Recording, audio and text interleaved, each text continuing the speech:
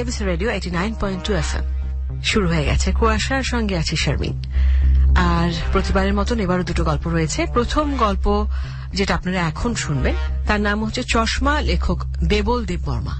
আবার বলছি, নাম চশমা এবং লেখক দেবল দেববর্মা এবং পড়ে শোনাবে সেতু। আর এখন শুনবেন গল্পের প্রথম পর্ব। তারপর একটা ছোট্ট ব্রেক নেব, ব্রেক নিয়ে সরাসরি চলে যাব গল্পের দ্বিতীয় পর্বে। তারপরে আবারও ফিরে আসছি, সঙ্গেই থাকবেন। কুয়াশা কুয়াশা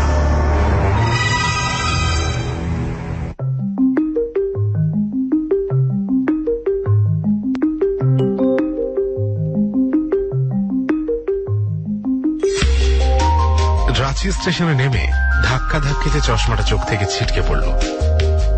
শক্ত বর্জিত পায়ে সন্ডা গোছের একটা লোক নির্মমভাবে সেটা মারিয়ে যেতেই কাঁচ দুটো ভেঙে চুরমার। অবস্থা দেখে সুধাকরের চোখ ফেটে জল এলো। একপাশে চুপ করে দাঁড়িয়ে সুধাকর কি করবে তাই ভাবছিল। চশমা না থাকলে তার অন্ধ নাচারের দশা। ধীরে ধীরে হয়তো হাঁটাচলা করতে পারবে, কিন্তু পড়াশোনা কিভাবে করবে? ঠিক সেই মুহূর্তে শ্রীনিবাস কাছে এসে দাঁড়ালো। তাকে অমনি নির্বাক দাঁড়িয়ে থাকতে দেখে ঈষৎ হেসে সুধ হলো। কি ব্যাপার তোমার? সাত টুকরো চশমাটা তুলে দেখাতেই শ্রীনিবাসের মুখের অবস্থা রীতিমতো করুণ হয়ে উঠল। শখ খেতে বলল, এই যা, তাহলে এখন কি হবে? শ্রীনিবাস স্টেশনে হাজির সুধাকরকে রিসিভ করতে। আগামীকাল থেকে অনার্স পরীক্ষা শুরু। প্র্যাকটিক্যাল পরীক্ষার এক্সটার্নাল এক্সামিনার হিসেবে সুধাকর এখানে এসেছে। বড়জোর দিন সব থাকবে, সে ব্যবস্থা শ্রীনিবাস নিশ্চয় সব করে রেখেছে। এখন এই চশমা ভাঙতেই যত বিপত্তি। ভাঙা চশমাটা একবার পরীক্ষা করেই শ্রীনিবাস বলল, শহীদ চকে চশমার বড় দোকান আছে, দু একদিনের মধ্যেই বানিয়ে দিতে পারবে, অসুবিধা নেই। কিন্তু আশ্বাসটা সুধাকরের ঠিক মনোপুত হলো না। সে বলল, আপাতত কিসে কাজ চলবে ভাই? চশমা না থাকলেই তো কানা। তাহলে আগামীকাল পরীক্ষা নেব কেমন করে আমি? কথাটা ঠিক, কাজ চলার মতো কিছু একটা বিকল্প ব্যবস্থা এখনই করতে হবে। স্টেশন থেকে বেরিয়ে শ্রীনিবাস তাকে একটা অটো টেনে তুলল। ঘড়ির দিকে এক পলক তাকিয়ে বলল, চলুন, যাবার পথে শহীদ চকে নেমে চশমার একটা ব্যবস্থা করে যাই। সুধাকর বলল, ব্যবস্থা মানে একটা পুরনো চশমা চাই। আপাতত যাতে 2-4 দিন কাজ চলে, তার মধ্যে ওরা ভাঙা চশমার কাজ বসিয়ে দিক, তাহলেই হবে। শহীদ চকে ফিরাইয়ালালের মস্ত ডিপার্টমেন্টাল স্টোর, তার উল্টো দিকে চশমার দোকান। ঘড়িতে 8টা বাজে। দোকানটা সবে মাত্র খুলেছে। সুধাকর একপাশে দাঁড়িয়ে ইতস্তত চোখ বুলিয়ে নিচ্ছে। সুটকেস হাতে খদ্দেরকে ঢুকতে দেখেই দোকানের মালিক একটু অবাক হয়ে তাকালো। শ্রীনিবাসকে লক্ষ্য করে বলল, কি ব্যাপার, সাত সকালে চশমার দোকানে আসতে হলো? মালিক বোধহয় শ্রীনিবাসকে চেনে, অন্তত তার কথা বলার ভঙ্গি দেখে তাই মনে হচ্ছে। ভাঙা চশমাটা পকেট থেকে বের করে সুধাকর বলল, প্ল্যাটফর্মে পড়ে গিয়ে হঠাৎ ভেঙে গেল, অথচ কাল সকাল 10টা থেকে পরীক্ষা শুরু। আমার আবার চশমা না হলে চোখ দুটো অন্ধ, একটা অক্ষরও পড়তে পারি না। দোকানের মালিক চিন্তিত মুখে বলল, 3-4 দিনের আগে তো আপনাকে চশমা বানিয়ে দিতে পারবো না।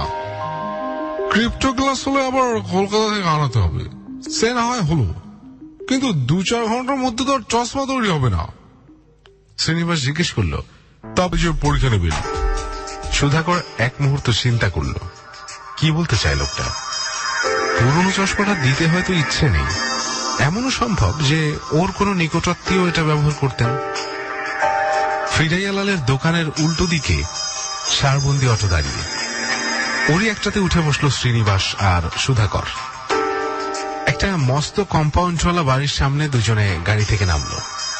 শ্রীনিবাস বলল, পিছন দিকে একটা ছোট্ট গেস্ট হাউস, ওখানেই আপনার থাকার ব্যবস্থা করেছি আমি। গেট খুলে কিছু দূর হেঁটে গেলেই গেস্ট হাউসটা চোখে পড়ল। পুরনো আমলের বাংলো প্যাটার্নের বাড়ি। চৌকিদার গোছের একটা লোক এসে ঘরের দরজা খুলে দিল। হাতের সুটকেসটা টেনে নিয়ে কোণে টেবিলের উপর রাখলো। শেষে বিনীতভাবে জানালো, হুকুম পেলেই সে ব্রেকফাস্ট আর চা বানিয়ে আনবে। শ্রীনিবাস বলল, আপনি হাত মুখ ধুয়ে রেস্ট নিন স্যার, ব্রেকফাস্ট সেরে ছোট্ট একটু ঘুমও দিয়ে নিতে পারেন আপনি। তুমি কখন আসছো? হ্যাঁ, বিকেলে চলে আসবো। শ্রীনিবাস কি যেন চিন্তা করলো, একটু ভেবে বলল, ধরুন 4:30 নাগাদ। বেশ, তাই এসো। সুধাকর সায় দিল, তারপর বলল, বিকেলে একটু বাজার যাব, দু একটা জিনিস কেনা দরকার। কোনো অসুবিধা নেই, বিকেলে স্কুটার নিয়ে চলে আসবো আমি। বিকেল 4টে না বাজতেই সুধাকর তৈরি, চোখ মুখে জল দিয়ে জামা কাপড় বদলে নিল, চুলে চিরুনি বুলিয়ে সেই চাঁদের চশমাটা পরল। আয়নায় নিজেকে দেখে সুধাকরের হাসি পাচ্ছিল। চশমাটা পরে তাকে কি অদ্ভুতই না লাগছে। পরীক্ষা দিতে এসে ছাত্ররা আবার না তার মুখের দিকে হা করে তাকিয়ে থাকে। স্কুটার থেকে নেমে শ্রীনিবাস বলল, চশমাটা পরে কিন্তু আপনাকে মন্দ লাগছে না, একটু সেকেলে অবশ্য, কিন্তু প্যান্ট আর বুশ শার্ট খানা তেমনি মডার্ন। সুধাকর স্কুটারটা খুঁটিয়ে লক্ষ্য করল, বলল, আমি চালাবো, তুমি বরং পিছনেই বসো। শ্রীনিবাস আপত্তি করল না, শুধু বলল, আপনার লাইসেন্স আছে তো? 8 বছরের পুরনো লাইসেন্স, তোমার চিন্তার কারণ নেই, সুধাকর সগর্বে জানালো। গাড়ি মুহূর্তেই স্পিড নিল। চশমার কাচের ভেতর দিয়ে সুধাকর পথঘাট দেখছিল। তার মনে হলো সব ফাঁকা, লোক নেই, জন নেই, যেন এক শূন্য পথে কি অজানা আকর্ষণে সে প্রচন্ড বেগে ছুটে চলেছে। পিছন থেকে শ্রীনিবাস হঠাৎ চেঁচিয়ে উঠল, গাড়ি থামান স্যার, গাড়ি থামান, এক্ষুনি একটা অ্যাক্সিডেন্ট হয়ে যাবে তো, গাড়ি থামান। অ্যাক্সিডেন্ট শুনেই সুধাকরের চেতনা ফিরে এলো। ব্রেক কষে গাড়িটা একপাশে থামাতেই শ্রীনিবাস লাফ দিয়ে নামল। প্রায় ভৎসনা সুরেই বলল, এই কি গাড়ি চালানো, এক্ষুনি যে অ্যাক্সিডেন্ট হচ্ছিল। অ্যাক্সিডেন্ট?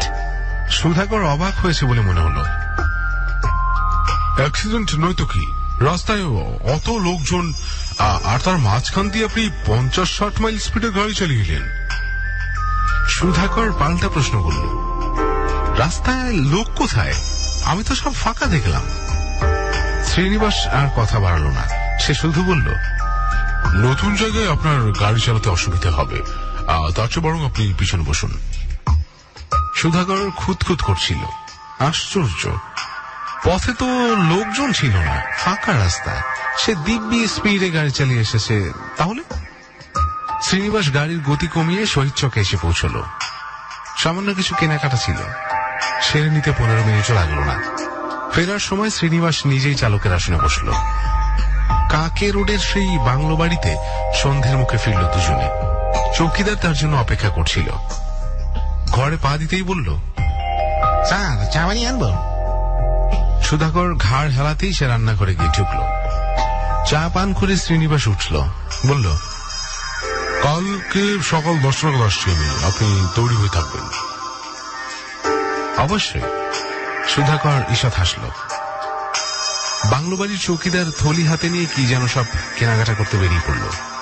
চাঁদের চশমাটা পরে সুধাকর একটা বইয়ের পাতায় চোখ বুলাচ্ছিল। সেই মুহূর্তে হঠাৎ লোডশেডিং হয়ে গেল। সুধাকর কোন রকমে হাতড়ে একটা প্যাকাটি গোছের মোমবাতি বের করে আলো জ্বালল। তার কেমন যেন অস্বস্তি লাগছিল। দরজায় ঠুকঠুক শব্দ শুনে সে মুখ তুলে তাকালো। আবছা অন্ধকারে দেখল চৌকাঠের সামনে এক মধ্যবয়সী ভদ্রলোক দাঁড়িয়ে। তা বয়স 40-এর মতো হবে। পরনে ধুতি পাঞ্জাবি, চোখে চাঁদের চশমা। আজ সকালে দোকান থেকে যে চশমাটা সুধাকর নিয়ে এসেছে সেটা অবিকল তেমনি। একটু অবাক হয়ে সুধাকর প্রশ্ন করল, আপনি কাকে খুঁজছেন? কিছু দরকার আছে আপনার? না, দরকার তেমন নেই, লোকটি জবাব দিল। ঈষৎ হেসে বলল, আপনার সঙ্গে দুটো কথা বলতে এলাম। আমার সঙ্গে? সুধাকর একটু অবাক হলো। তারপর লোকটির উদ্দেশ্যে বলল, বসুন। আগন্তুকের আগমনের কি উদ্দেশ্য হতে পারে সুধাকর তাই ভাবছিল। লোকটা কোনো পরীক্ষার্থীর গার্জেন নয় তো? আগামীকাল পরীক্ষায় ক্যান্ডিডেটের যাতে কোনো সমস্যা না হয় সেজন্যই সুধাকরের কাছে আগাম তদবির জানাতে এসেছে। কিন্তু না, লোকটা তেমন কোনো ইঙ্গিত দিল না, বরং তার সঙ্গে অন্য সব গল্প শুরু করল। সে থাকে ডেরান্ডায়, রাত্রি এদিকে বেড়াতে এসেছিল। বাংলো বাড়ির দরজা খোলা দেখে নিছক কৌতূহল বসে ঢুকে পড়েছে। সুধাকর জিজ্ঞেস করল, বাংলো বাড়িটা খালি পড়ে থাকে নাকি? হ্যাঁ, প্রায় সারা বছর। অবশ্যই মাঝে মধ্যেই আপনার মতো 2-4 জন আসে। ওর চশমার দিকে সুধাকর বারবার তাকাচ্ছিল। আশ্চর্য, এমন মিল হয়? লোকটি বলল, কি দেখছেন আমার মুখের দিকে তাকিয়ে? না, তেমন কিছু নয়। সুধাকর সলজ্জ হাসল, বলল, আসলে আপনার ওই চশমার সঙ্গে আমার এই স্পেক্সটার অদ্ভুত মিল রয়েছে। লোকটি বলল, চশমাটা বউবাজারের একটা দোকান থেকে কেনা।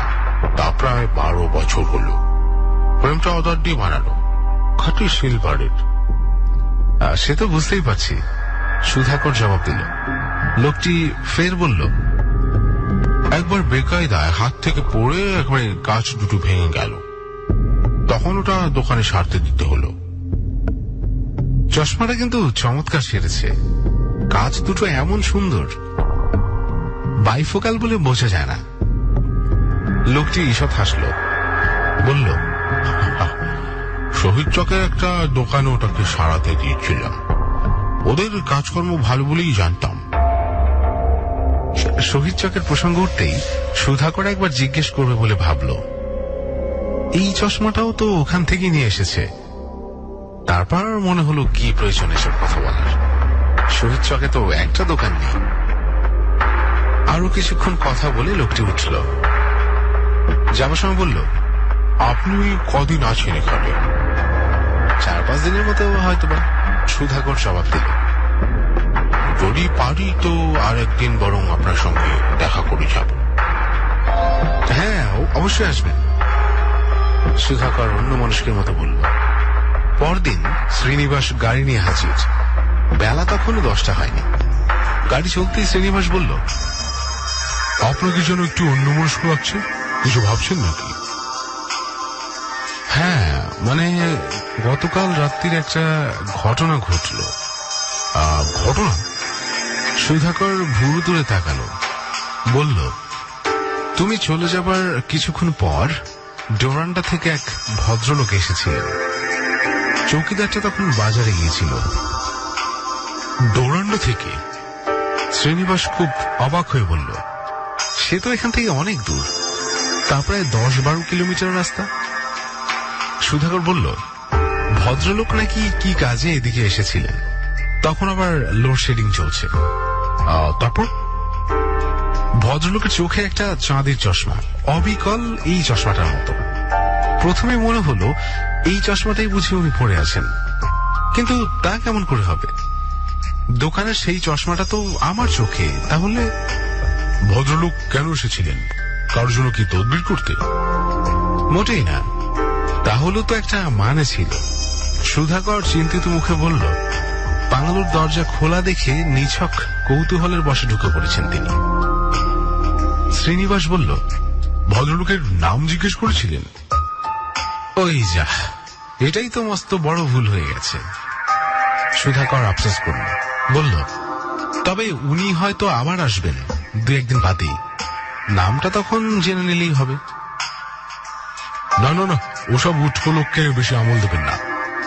শ্রীনিবাস তাকে সাবধান করল, বলল, কি মতলব এসেছে কে জানে। যদি আবার আসে তো সিধে ভাগিয়ে দেবেন। সুধাকর আরো একটা কথা বলল, গতকাল রাত্রে চশমাটা সে টেবিলের ড্রয়ারের ভিতর রেখেছিল। আজ সকালে ঘুম থেকে উঠে দেখলো চশমাটা টেবিলের উপর। শ্রীনিবাস বলল, ওটা আপনার মনের ভুল। কিন্তু 2 দিন নয়, ঠিক 4 দিনের মাথায় লোকটি ফের উপস্থিত। তখন লোডশেডিং চলছে। চৌকিদারটা বাজারে। প্রায় অন্ধকার ঘরে একটা শীর্ণ মোমবাতির মরা আলোয় সুধাকর কি করবে তাই ভাবছিল। এমন সময় সেই ঠুকঠুক শব্দ শুনেই সে মুখ তুলে তাকালো। হ্যাঁ, ওই ভদ্রলোক। সেদিনকার মতো পরনে ধুতি পাঞ্জাবি, চুলগুলি এলোমেলো, কপালের বাঁদিকে একটা কাটা দাগ। প্রথম দিন অতটা নজর করেনি সুধাকর, কিন্তু চোখে আজ চশমাটা নেই। লোকটি এগিয়ে এসে বলল, আজ একবার আপনার সঙ্গে দেখা করার সুযোগ হলো। সুধাকর বলল, ডোরান্ডা তো অনেক দূর, এতটা পথ সেখান থেকে এসেছেন? হ্যাঁ, এলাম বলেই তো আপনার সঙ্গে দেখা করতে পারলাম। আচ্ছা, আর কদিন থাকবেন এখানে? কালই পরীক্ষা শেষ। রিজার্ভেশন পেলে রাত্রিরে ট্রেন ধরবো, নইলে পরশু শিওর। টেবিলের উপর দোকানে সেই চশমাটা পড়েছিল। এক পলক সেদিকে তাকিয়ে সুধাকর জিজ্ঞেস করল, আপনার চশমার কি হলো? ভুল করে বাড়িতে ফেলে এসেছেন নাকি? লোকটি কেমন অদ্ভুত হাসলো, বলল, বাড়িতে ফেলে আসবো কেন? পরক্ষণেই টেবিল থেকে চাঁদের চশমাটা তুলে নিয়ে সেটি চোখে পড়ল। মুচকি হেসে বলল, এটাই তো আমার চশমা, পেয়ে গেছি। লোকটির চোখ দুটি যেন স্থির, অপলক দৃষ্টিতে তাকিয়ে থাকে, চোখের পাতা পড়ে না। আগের দিন চশমা পরে এসেছিল তাই ঠিক বুঝতে পারিনি। তবু সুধাকর প্রায় প্রতিবাদ জানালো, ও চশমাটা আপনার হবে কেন? শহীদ চকের দোকান থেকে ওটা আমি চেয়ে এনেছি, পরীক্ষার কটা দিন ব্যবহার করব বলে। আমার চশমার কাজ ভেঙে গিয়েছিল, তাই বদলাতে দিয়েছি। যাবার আগে ওটা ফেরত দিয়ে আমার চশমাটা ডেলিভারি নেব। লোকটি যেন একটু রহস্য করে বলল, এই চশমা তাহলে আমার নয়, আপনি ঠিক বলছেন? সুধাকর দৃঢ় কণ্ঠে জানালো, আগে হ্যাঁ, এই চশমাটা সেই দোকানের। অবশ্য আপনার চশমার সঙ্গে অদ্ভুত মিল। প্রথম দিন আমি দেখে রীতিমতো চমকে গিয়েছিলাম। লোকটি কেমন অদ্ভুত হাসলো, তারপর সুধাকরের মুখের দিকে তাকিয়ে যেন জেরা করল। চশমাটা আমার নয় বলছেন? ঈষৎ বিরক্তির সঙ্গে সুধাকর জবাব দিল, বললাম তো, শহীদ চকের একটা দোকান থেকে চশমাটা চেয়ে এনেছি। ঠক করে চশমাটা টেবিলে নামিয়ে রেখে সে উঠে দাঁড়ালো, বলল, চশমাটা তাহলে খুঁজে দেখি, না পেলে কাল রাত্রিরে বরং আপনার কাছে একবার আসবো। লোকটি দরজার মুখে যেতেই সুধাকর পিছন থেকে শুধল, আচ্ছা আপনার নামটা কি বলবেন? আমার নাম? সে ফিরে তাকালো, বলল, আমার নাম গিরিজাকান্ত মিশ্র। ডেরান্ডায় এই নামেই সবাই চেনে। পরদিন বিকেলে শহীদ চকের সেই দোকানে গেল সুধাকর শ্রীনিবাস সঙ্গে। চাঁদের চশমাটা ফেরত দিয়ে বলল, জানেন, জোরান্ডা থেকে এক ভদ্রলোক এসেছিল আমার কাছে, তার চোখেও অবিকল এই চশমা। দোকানে ভুরু কুচকে শুধল, চশমাটা অবিকল এরকম দেখেছেন? হ্যাঁ, মানে প্রথম দিন দেখে তো খুব অবাক হয়ে গিয়েছিলাম। দ্বিতীয় দিন আবার চোখে চশমা নেই। টেবিল থেকে এই চশমাটা তুলে নিয়ে বলল, এটাই নাকি তার। শুনে দোকানি যেন একটু গম্ভীর হয়ে গেল, বলল, উনি কখন এসেছিলেন আপনার কাছে বলুন তো? রাত্রি 9টা নাগাদ। তখন আবার লোডশেডিং চলছে। দোকানি শুধল, ভদ্রলোকের কপালের বাঁ দিকে একটা কাঁটা দাগ, তাই না? আশ্চর্য। কুয়াশা কুয়াশা।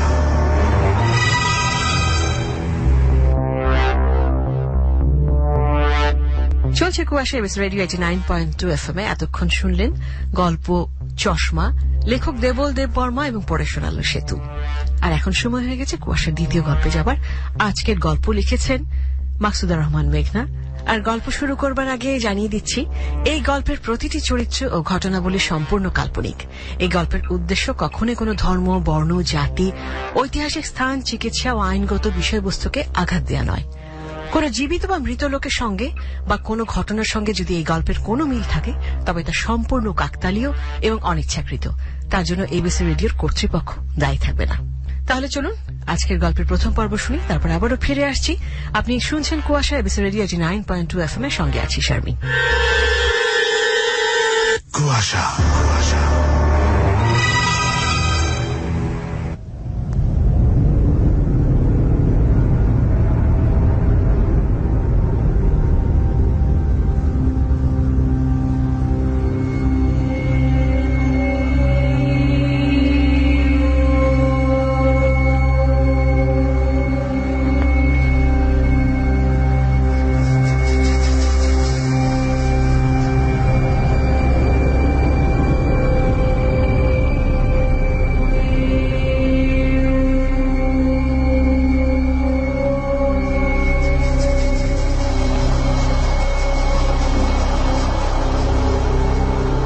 ভয় আর ভূতের সঙ্গে বাঙালির সম্পর্ক জন্ম জন্মান্তরের। তারপর আমরা নানা জনে নানাভাবে ভূত এড়িয়ে যাওয়ার ভান করি, যুক্তি দেখাই, সাহসের বাহবানি, অথচ সেই মানুষগুলোকেই আপনি বলুন না, অমাবস্যার ঘোর অন্ধকারে একা কোনো নির্জন কবরস্থানে পুরনো কবর থেকে একটা লাশ তুলে আনতে, অথবা শ্মশানে সদ্য পোড়া শরীরের অস্থি রাখা কোনো মাটির ঘটি তুলে আনতে। দেখুন না কি হয়। যত সাহসী হই না কেন, মনের ভূত পেছনে এসে ছায়ার মতো দাঁড়াবি। আসলে ভয় আর সাহস সমান্তরালে চলে, রেল লাইনের মতো। তবে শেষ স্টেশনে যদি ভূতের বাড়ি থাকেও, তা মনের ভূত নাকি কখনো কখনো সত্যি? অশরীরী মন বা মনের অশরীরী কোনটা প্রাধান্য পায় আমাদের জীবনে, তা ঠিক করে দেয় কিছু ঘটনা, কিছু মুহূর্ত বা পুরনো ভাবনার পুনরাবৃত্তি। তেমনি যুক্তি, তর্ক, বিশ্বাস, অবিশ্বাস, ছায়া আর দৃশ্যমান হাজারটা জিজ্ঞাসা সামনে রেখে আজকের কুয়াশার পথ চলব। চলুন না পা রাখি গল্পের সীমানায়।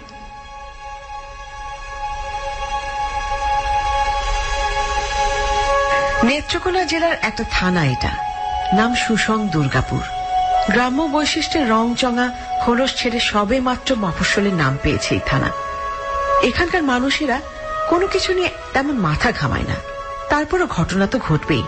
যে ঘটনা খবর হয়ে ছড়াবে, তেমনি এক ঘটনার নাম হাজং বাড়ি। শ্রী মতিলাল হাজংয়ের কাঠের দোতলা বাড়ি ছিল এটা। সে অনেক আগের কথা। এখন এ বাড়ি নিলামে চড়ে সরকারের সম্পত্তি। উচ্চপদস্থ সরকারি কর্মকর্তাদের থাকার জন্য এই হাজং বাড়ি বরাদ্দ। প্রায় বছর 10 আগে এই বাড়ি থেকে সপরিবারে নিখোঁজ হয়েছেন স্বামী, স্ত্রী আর সন্তান। কেউ তাদের খুঁজে পায়নি। রাতের অন্ধকারে কি তারা কোথাও পালিয়েছে, নাকি কেউ তাদের খুন করেছে, সেটা একটা রহস্য। অথচ সেই সময় এই তল্লাটে খুন খারাপি হতো না তেমন। তাহলে ওই পরিবারের উধাও হয়ে যাওয়াটা মানুষ ভুলে গেছে, তবে মনে রেখেছে যা, তা হলো ভূতের উপদ্রব। ওই ঘটনার পর বাড়িতে আর কেউই থাকতে পারেনি। অনেক পরিবার এসে 1 মাস মতো থেকেই চলে যেত। তারপর বিভিন্ন সময় বিভিন্ন পরিবারের কেবল আসা যাওয়ার সূত্র ধরেই নানান ভূতের গল্প ছড়িয়েছে ওই কাঠের দোতলা হাজং বাড়ির। ওই বাড়ির রহস্য এখন বেশ ঘনীভূত। সবাই এড়িয়ে চলে এই দিকটা। বাড়ির প্রতিটা ঘরই বন্ধ থাকে, তবে কখনো কখনো নাকি মাঝরাতে আপনি থেকে খুলে যায় কাঠের ভারী দরজা। একটা বাচ্চা মেয়ে বের হয়ে উঠোনের দোলনায় বসে থাকে। আবার অনেকে দেখেছে ভর সন্ধ্যায় এক রাশ চুল খুলে একটা মেয়ে কলতলায় বসে আছে। দোতলার বারান্দায় কেউ একজন ধীর পায়ে হেঁটে বেড়ায়। অনেকে সচক্ষে দেখেছে এসব ঘটনা। প্রথম প্রথম ভয় পেত সবাই, এখন যেন গা সওয়া হয়ে গেছে। এমন ভাব যেন ওই বাড়িতে ভূত বসবাস করবে, এটাই স্বাভাবিক। সবাই মেনে নিয়েছে। থাক না, হাজং বাড়ির নাম এখন ভুতুড়ে বাড়ি।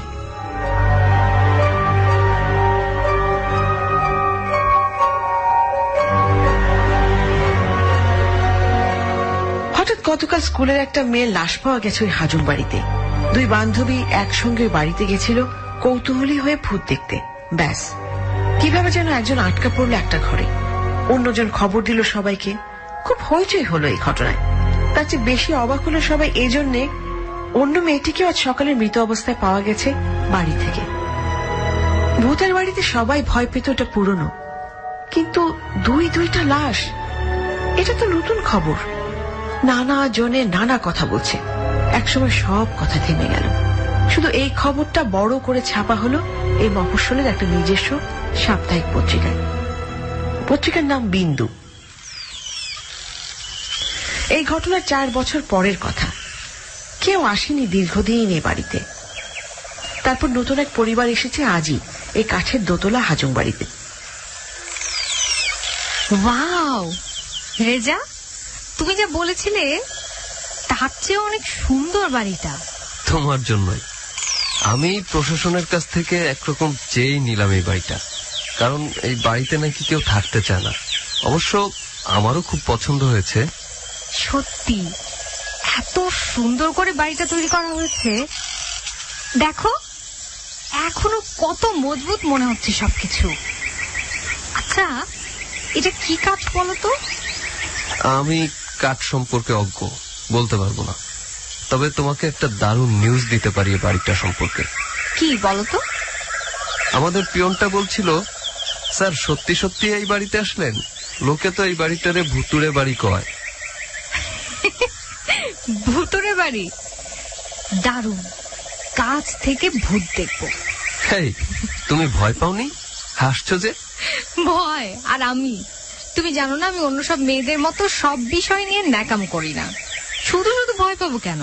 সত্যিও তো হতে পারে। পুরনো বাড়িতে কত গল্প থাকে না, কোনো অতৃপ্ত আত্মা টাত্মা হয়তো আছে এখানে। মানুষের আত্মা অতৃপ্তি নিয়ে ফিরে আসে, এটা আমার কাছে হাস্যকর। কেননা শরীরটা শেষ হয়ে যাওয়ার সঙ্গে সঙ্গে আমরা মৃত।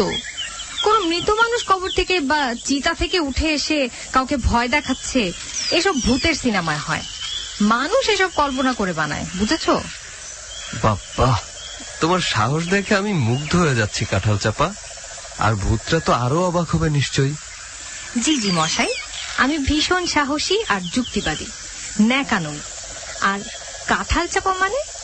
তোমার বাবা তোমার নাম বিথি রেখেছে এই জন্য উনি আসলে কোন গাছের নাম রাখবেন সেটা বুঝতে পারেননি, তাই তোমাকে যে কোনো গাছের নাম ধরে ডাকা যায়। তাই বলে কাঁঠাল চাপা? সুন্দর কোনো নামে ডাকো। কাঁঠাল চাপা ফুলটা কি পরিমাণ সুন্দর দেখেছো? ঠিক আছে, ক্যামেলিয়া। এই, তুমি কি ব্যঞ্জন বর্ণের ক থেকে বের হতে পারছো না? বললাম তো, ক্যামেলিয়া সিনেনসিস চায়ের বৈজ্ঞানিক নাম। তুমি তো দেখছি গাছপালা সম্পর্কে ভালোই জানো।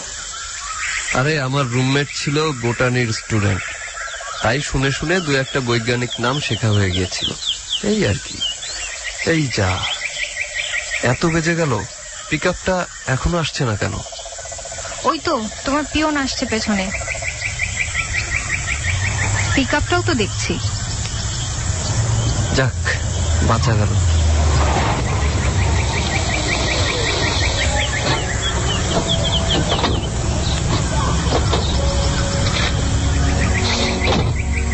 কোনো কোনো মুগ্ধতা মানুষের চোখকে থমকে দেয়। এতটাই মুগ্ধ হয়েছে বিথি এই কাঠের দোতলা হাজং বাড়ি দেখে। অনেক বছরের পুরনো কাঠের দোতলা বাড়ি, কিন্তু এখনো এমন ভাবে মাথা উঁচু করে দাঁড়িয়ে আছে যেন মনে হচ্ছে সে তার অবস্থান দৃঢ়ভাবে জানান দিচ্ছে বিথি আর রেজাকে। রেজা একজন ম্যাজিস্ট্রেট, তবে বিসিএস এর পাঠ চুকিয়ে চাকরিতে জয়েন করেছে। এই থানায় তার বাধাই করা।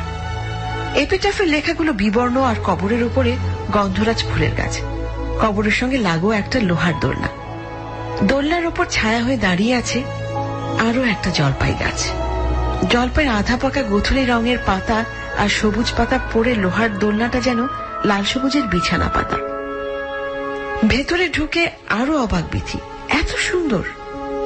3টা রুম, প্রতিটা রুমের মাঝখানে কাঠ দিয়ে আলাদা আলাদা করা, ফ্লোরটাও কাঠের। সবচেয়ে বড় ঘরের বাম কোনায় উপরে ওঠার দয়ের মতো বাঁকা প্যাটার্নের কাঠের সিঁড়ি, সিঁড়ির গোড়ায় ছোট্ট জুতো রাখার কাঠের তাক। যদিও ধুলো পড়া, তবুও রুচির চিহ্ন বহন করছে এখনো। প্রতিটা ঘরের মাঝে কাঠের যে পার্টিশন, তাতে কিছু আনাড়ি হাতের আঁকা ঝোঁকা, বেশিরভাগই বেড়াল, ইংরেজি এবিসি আর গোল গোল এইসব হাবিজাবি। কোন অল্প বয়সী বাচ্চার হাতের ড্রয়িং বোঝাই যাচ্ছে। ভেতরে ঢোকার সঙ্গে সঙ্গে একটা কেমন যেন স্যাঁতস্যাঁতে গন্ধ লাগছিল বিথির নাকে। তারপরও মুখ থেকে যে শব্দটা বের হলো তা হচ্ছে, বাহ, অপূর্ব সুন্দর, চমৎকার। তুমি না বললে তোমার প্রিয় ঘর বাড়ি পরিষ্কার করে রাখবে?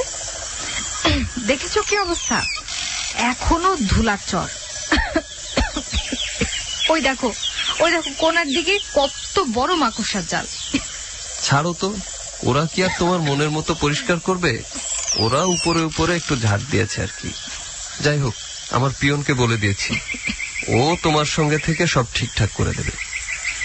আর তুমি কাল তুমি বাসায় থাকবে না?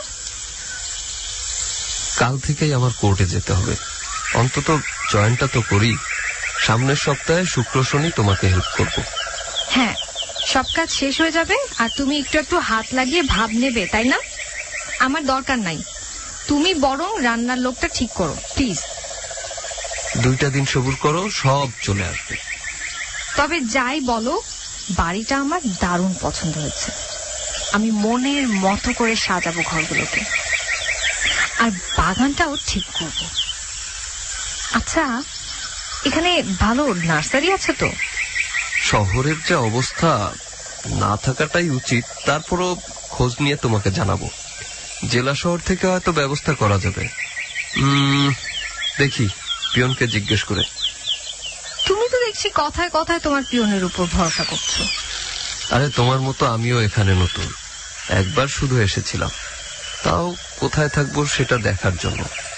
একা হলে একেবারে তল্পা নিয়ে উঠে পড়তাম, কিন্তু তোমাকে নিয়ে যেহেতু আসছি, থাকার জায়গাটা তো দেখতেই হয়। ঠিক আছে, হয়েছে। রাতের খাওয়ার কি ব্যবস্থা? ওই এক অ্যাডভোকেটের বাসা থেকে খাবার আসবে। এ কি, এই বাড়ির বাথরুম টয়লেট তো বেশ দূরে। তাতে সমস্যা কি? তুমি তো আর ভূতের ভয় পাও না। তবুও কেমন যেন লাগছে, ঘর থেকে এত দূর যেতে হবে বাথরুমে। এটাই হচ্ছে গ্রাম্য বাড়ির ফ্লেভার, বুঝলেন শহরে ক্যাকটাস। আবারও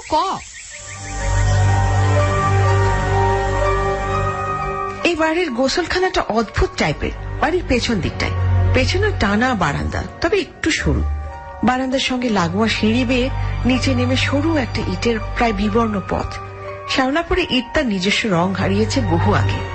কম করে হলেও 25-26 কদম যাওয়ার পর গোসলখানা, তারও 4-5 হাত ধরে টয়লেট। গোসলখানার বাইরে টানা কল, ভেতর একটা সিমেন্টের 4 কোণা হাউস মতো ছোট্ট চৌবাচ্চাই বলা যায়। ওপরে ছাদ নেই।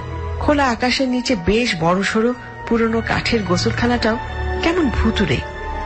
কিন্তু ওইসব বিথিকে স্পর্শ করেনি, কারণ বিথি সত্যি ভূত প্রেত অশরীরী কোনো কিছু বিশ্বাসই করে না। দোতলায় যাওয়া হয়নি এখনো। বিথি যেতে চেয়েছিল, কিন্তু রেজা বলল, পিয়ন বলেছে দোতলায় দেখার মতো কিছুই নেই, শুধু পুরনো কিছু আসবাবপত্রের ভাঙা অংশ। আর এই যাবৎ কাল পর্যন্ত যত পরিবার এসেছে এ বাড়িতে, তাদের উচ্ছিষ্ট জিনিসপত্রের গাদা দিয়ে ভর্তি। কাজেই ওই দোতলা খুলে অযথা এখনই কাজ বাড়ানোর কোনোই দরকার নেই। আগে নিচতলা ঠিকঠাক হোক, তারপরে আস্তে ধীরে দোতলা পরিষ্কার করা যাবে। টুকটাক করে বেশ খানিকটা গুছিয়ে নিয়েছে বিথি। 3টা রুম, 2 পাশে টানা বারান্দা, রান্নাঘর, বাথরুম সবই পরিষ্কার করা হয়ে গেছে মোটামুটি। দোলনার আশপাশটা পরিষ্কার করালো বিথি। বিকেলের দিকে একটু একটু বসা যাবে চায়ের মগ হাতে নিয়ে। এবার বাগানটা ধরতে হবে। এত বড় বাড়ি, কাজ যেন শেষই হচ্ছে না। একদিক থেকে শেষ করছে তো অন্যদিকে নতুন কাজ বের হচ্ছে। বেশ থকল গেল বিথির একদিন। তার উপর আবার রান্নার লোক পাওয়া যাচ্ছিল না। অবশেষে পিয়ন মজিদ নিয়ে এলো এক মহিলাকে। তার নামটা ভারী অদ্ভুত, বয়স তেমন কিছু নয়, অথচ লোকে তাকে ডাকে খনার বুড়ি। বয়স বাড়ার আগেই বুড়ি, সত্যি আজব। এই বিথি, তোমার রান্নার লোক চলে এসেছে। যা যা জিজ্ঞেস করার করে নাও, আমি বেরোচ্ছি, আমার তাড়া আছে। মজিদকে বাজারে পাঠিয়ে দিও। ঠিক আছে। মেলা দিন বাদে এই বাড়িতে আসলাম। কেন, এ বাড়িতে যাওয়া আসা ছিল তোমার?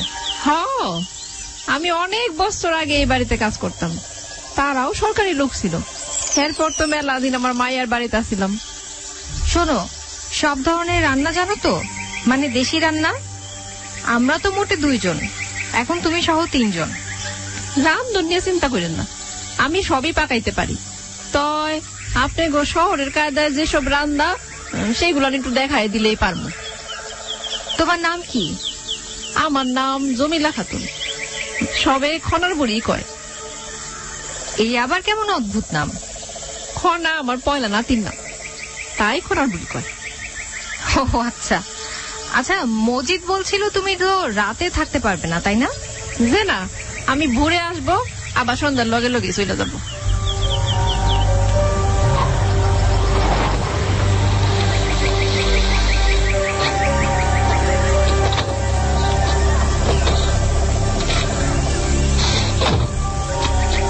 এত তাড়াতাড়ি চলে এলে? তারা আছে বললে? সে তো সকালে ছিল, কাজের প্রেসার কমে গেল। তাছাড়া সব কেসগুলো নতুন ডেট পড়েছে। তা তোমার রাধুনি কেমন? চলে গেছে? ভালো, তবে অনেক কথা বলে, বক বক করে আমার মাথা ধরিয়ে দিয়েছে। চা করতে বলেছি। কথা বললে তো ভালোই, সারাদিন তোমার সময় কেটে যাবে। এই যে আপনি চা, মামা আইসা পড়ছে, তাহলে আমি এখন বাড়িতে যাই। আর তো কোনো কাজ নেই, যাও বরং কাল সকাল সকাল চলে এসো। যে আচ্ছা। টিভিটা দাও তো, একটু খবর টবর দেখি। টিভি পরে, আগে বলো সামনের সপ্তাহে ছুটি নিচ্ছ কি না? হ্যাঁ বাবা, নিচ্ছি। ভাবছি তোমাকে নিয়ে পাহাড়ের দিকে একটু যাব। এখানে দারুণ সব চীনামাটির পাহাড় আছে। যাক, শেষ পর্যন্ত বাড়ি থেকে বের হব তাহলে।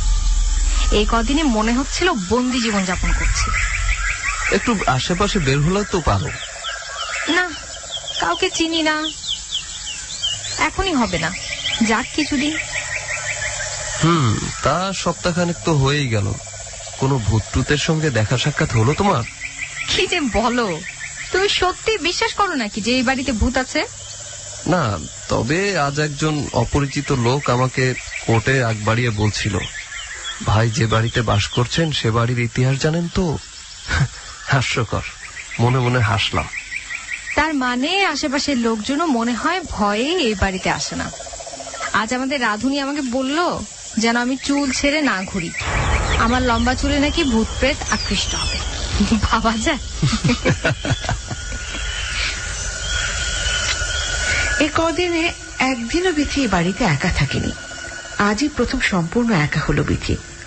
আর অদ্ভুতভাবে লক্ষ্য করলো বাড়িটা নিঃশ্বাস যেন ভারী হয়ে আসছে। অন্য কোনো অলৌকিক শূন্যতা সিঁড়ি বিয়ে একটা ছন্দপতনের সুর যেন বাজছে এই বাড়ির প্রতিটা কাঠের টুকরো আর ভেতর বাড়ির কোনো অজানা বন্ধ ঘরে। এই সুর কি তবে মনের ভয়, নাকি অন্য কোনো নাম আছে এই ভৌতিক অনুরণনের? দুপুরের পর খনার বুড়ি গেছে পাশের এক কাঠচেরাইয়ের মিলে শুকনো লাকড়ি আনতে। বিথি কিছুক্ষণ তার লম্বা চুলে চিরুনি চালালো, তারপর বিছানায় গা এলিয়ে হালকা ভলিউমে জগজিৎ সিং এর গজল শুনতে শুনতে একসময় ঘুমিয়ে পড়ল। আর ঘুমের ভেতর স্বপ্ন অথবা মৃদু জাগরণে কিছু একটা শব্দ যেন বিথির কানে এসে লাগছে। দূর থেকে শব্দটা ভেসে এসে একসময় মাথার ভেতর জোরে ধাক্কা দিল। ছিটকে গেল চোখের ঘুম আর লাফ দিয়ে বিছানায় উঠে বসলো বিথি। না, দূর থেকে না, মাথার উপর থেকে শব্দটা কানে আসছে। কেমন একটা গোঙানির মতো ভারী কিছু একটা টানাটানি বা ধাক্কা ধাক্কির শব্দ। বিথি ভীতু নয়, তবে হঠাৎ এরকম অদ্ভুত শব্দে চমকে উঠল।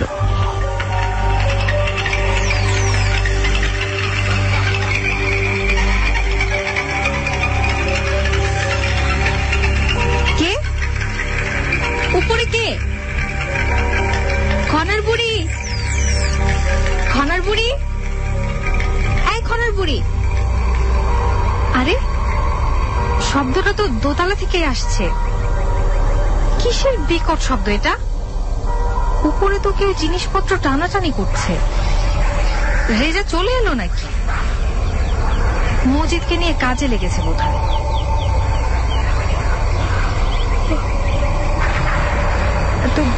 এত ঘুমিয়েছি। উফ, বাবা, কিছু কালো বিড়াল রে বাবা, ভয় পেয়ে গিয়েছিলাম। রেজা, এই রেজা, তুমি কি উপরে নাকি? কি কে কে ওখানে? আশ্চর্য, আমার স্পষ্ট মনে হয় একটা কোনো বাচ্চার হাত দেখতে পেলাম। কে ওখানে? রেজা, মজিদ, এই কি দরজাটা তো বন্ধ। কে কে এভাবে এত স্কচ টেপ আটকে রেখেছে? রেজা আসেনি? তবে দোতলায় জিনিসপত্র টানাটানি করলো কে? আর বিড়ালটা কে নিয়ে গেল? ভুল দেখছি, হ্যালুসিনেশন হচ্ছে আমার। ফোনটা তো নিচে আমার ঘরে।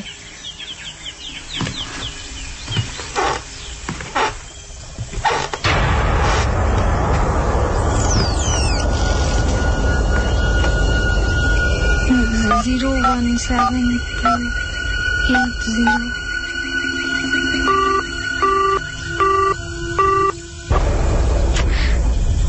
লাইন তো বিজি দেখাচ্ছে না। খনার বুড়ি তো অনেকক্ষণ হয়েছে লাকড়ি আনতে গেছে, এখনো আসছে না কেন? ধুর, ঘুমের মধ্যে নিশ্চয়ই কোনো স্বপ্ন দেখেছি, এখন মনে পড়ছে না। তাই হয়তো ঘুমের ঘরে হ্যালুসিনেশন হচ্ছে। হচ্ছে বাইরে গিয়ে একটু হাঁটাহাঁটি করি বরং।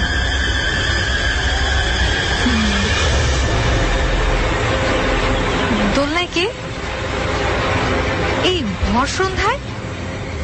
এই মেয়ে, এই বাবু, এদিকে শোনো। এই যে বাবু, কথা বলো না কেন?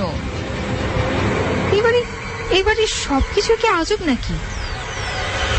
থাক, বাচ্চা মেয়ে, ওর মতো দোল থাক, অযথা টেনশন নিচ্ছে মাথায়।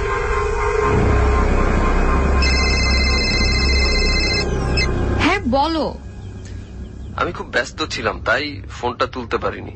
বলো, কি ব্যাপার, কি করছো? এই তো বাগানে হাঁটছি। 1 মিনিট লাইনে থাকো তো। এ কি, কোথায় গেল মেয়েটা? Hello hello. আমি ছাড়ছি, পরে কথা হবে। কখন ফিরছো? এই তো 20-25 মিনিট। ওকে।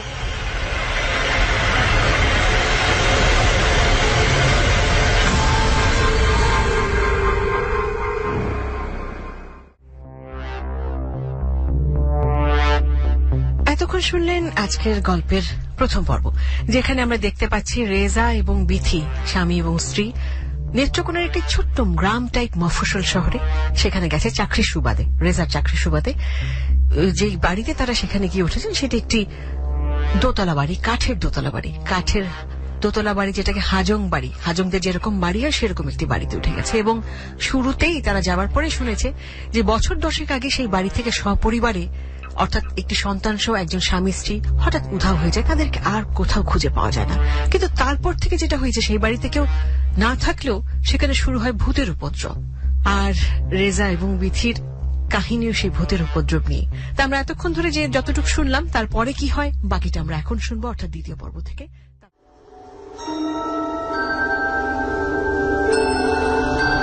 বিথি দ্রুত রেজার ফোন কল কেটে দিল, কারণ দোলনায় একটু আগে যে মেয়েটাকে সে দোল খেতে দেখেছে, মেয়েটা চোখের পলকে উধাও। এটা কিভাবে সম্ভব?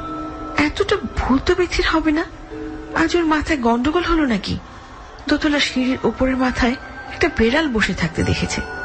মনে হলো কেউ একজন হাত দিয়ে বেড়ালটাকে ভেতরে ঢুকিয়ে নিয়েছে। বিথি দৌড়ে সিঁড়ি বেয়ে উপরে উঠে দেখে দোতলার কাঠের দরজাটা অসংখ্য পুরনো খবরের কাগজ আর স্কচ টেপ দিয়ে এমন ভাবে আটকানো যে কেউ অনেক সময় নিয়ে দরজাটা বন্ধ করেছে। আচ্ছা, দোতলায় এত শব্দ হলো কিসের? নাকি ভুল ভাবছে বিথি? ভুল আর ঠিক যাই হোক, এসবের ব্যাখ্যা যুক্তি সবই বিথি বের করে নিতে পারবে। আপাতত 1 কাপ ধোঁয়া ওঠা চা চাই মাথা জট খোলার জন্য। বিথি খনার বুড়ির অপেক্ষা না করে রান্নাঘরের দিকে এগোলো।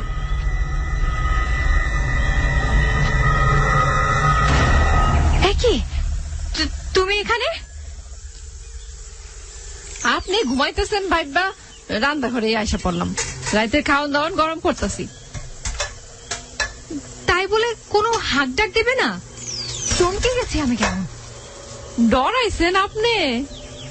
আপনি তো আবারও বসন্তায় উলা উলায় ঘুরতেছেন। খারাপ বাও বাতাস লাগতে পারে, এখনো পোয়াতি হন নাই। কি যে আজে বাজে কথা বলো না। চা করো 2 কাপ, তোমার মামাও চলে আসতেছে। আপনি করে দেখলে ভালো লাগে। আগে যারা আসিল হেরা তো খালি কাজ্জা কেলেঙ্কার করত। ওই কাজ ছেড়ে দিলে কেন? ঝগড়ার ভয়ে? না গো মামি, এ বাড়ির 3 জন মানুষই আটকা কই জানি পলাইয়া গেছে, আর কেউ তাগো খুঁজা পায় নাই। কি কমু, ছোট মাইয়াডার একটা কালা বিলাই আসিল, এই বিলাইটাও হারাইয়া গেল। কালো বিড়াল? মেয়েটার বয়স কত ছিল বলো তো? কত হইব, এই 4-5 বছর। সারাদিন বিলাই কুলে লইয়া সিঁড়ির মাথায় বসে থাকতো আর খেলতো। আর ওই যে কবরের গন্ধরাজ ফুল, ওই ফুল হাতে নিয়ে দোলনায় বসে দোল খাইতো। খুব ঠান্ডা মাইয়া আসিল। বাপ মায় ঝগড়া করলে ফেল ফেল করে ছায়া থাকতো। অন্যের ঝগড়া নিয়ে কথা বলে লাভ নেই। তুমি শুকনো লাকড়ি পেলে? হ, কারের চিকন তক্তা আর চেরিখুরির দাম দিয়ে আসছি। কাল ঠেলা গাড়ি বইরা দিয়া যাইব। আমি খালি কাঠের গুড়া লইছি 1 বস্তা জাল ধরেতে। তাহলে এত দেরি হলো যে? ভাবছি আপনি ঘুমাইতেছেন, খালি বাড়িতে কি করবো, তাই পুরানা লোকের সাথে একটু গপসপ করলাম বইয়া। সবাই তো খুব আশ্চর্য হইল আমি এই বাড়িতে কাম লইছি শুননা। কেন? এই বাড়িতে আবিজাবি দেখা যায়, তবে সব সময় না। এই অমাবস্যা আর পূর্ণিমার রাইতে এই সকল শক্স আর পেতনিরা বেশি করে বাইর হয়। বাজে বুকো না তো, কাজ করো।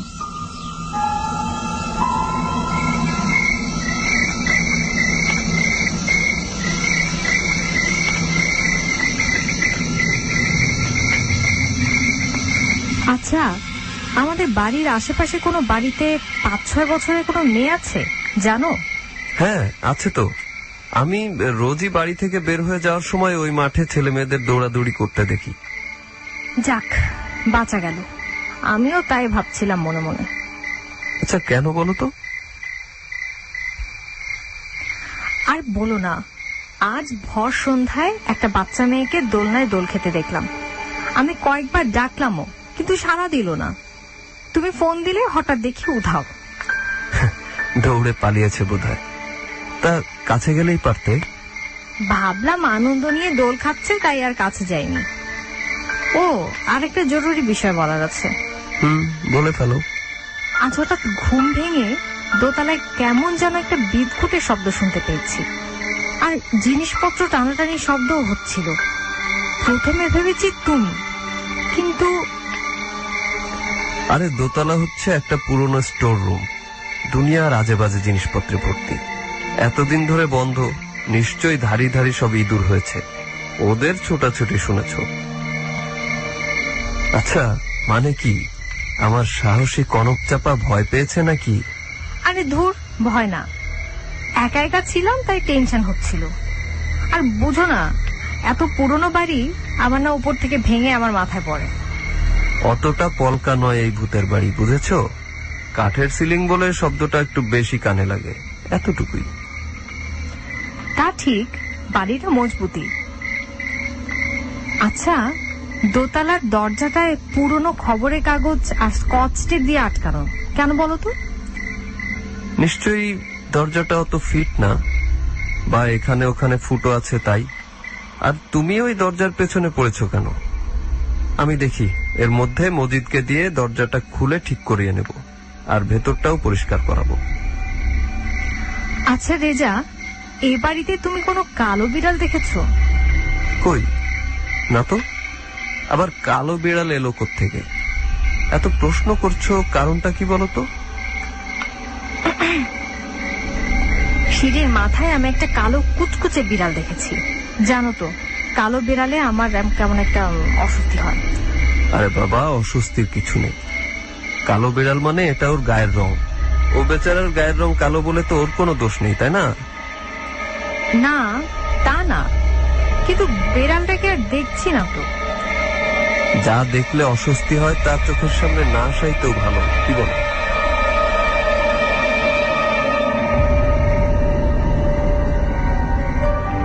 গতকালে যা কিছু দেখা অদেখা অস্বস্তির ঘটনা ছিল, সবই বিথের কাছে যুক্তির আয়নায় স্বচ্ছ।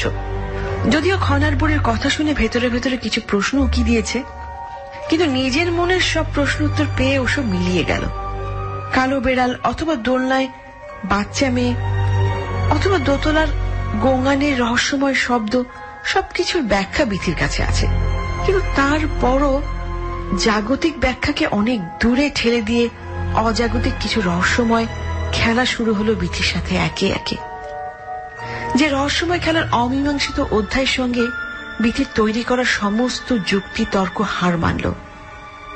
তার মানে অশরীরী, অতৃপ্ত আর রহস্যময় ঘোর অন্ধকারের একটা আলাদা নিজস্ব জগৎ আছে বইকি, যে জগতের ভাষা বিথি জানে না বা জানতে চায়নি কোনোদিন।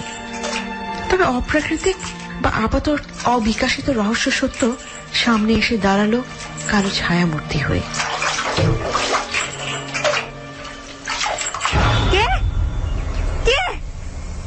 বাঁচাও! এত জোর কোথা থেকে এলো? আমার মাথায় কে হাত দিল? রেজা! রেজা! দিদি, এই দিদি, কি হয়েছে? দরজা খোলো।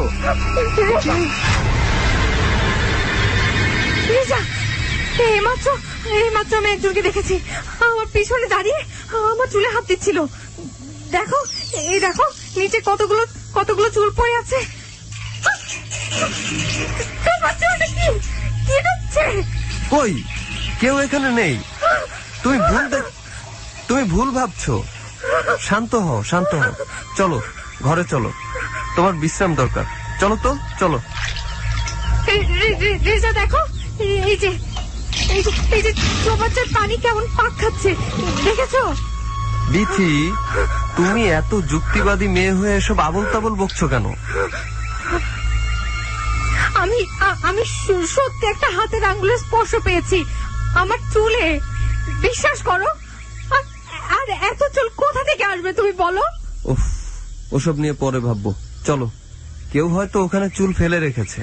না, আগে ছিল না, আর ফেললেও এত চুল। প্লিজ বিথি, তর্ক করো না। চলো তো। যে বিথি কখনো ভূতে বিশ্বাস করেনি, সে বিথি এখন যখন তখন ভয় পাচ্ছে। আজ গোসল করার সময় যে ঘটনা ঘটলো, তার কোনো কুল কিনারা পায়নি বিথি বা রেজা। রেজার ধারণা এসব খনার বুড়ি ইচ্ছে করে করছে যাতে বিথি ভূত বিশ্বাস করে। কিন্তু এত চুলের ব্যাপারটা কি? নিশ্চয়ই ঠান্ডা মাথায় ভাবলে এরও ব্যাখ্যা পাওয়া যাবে।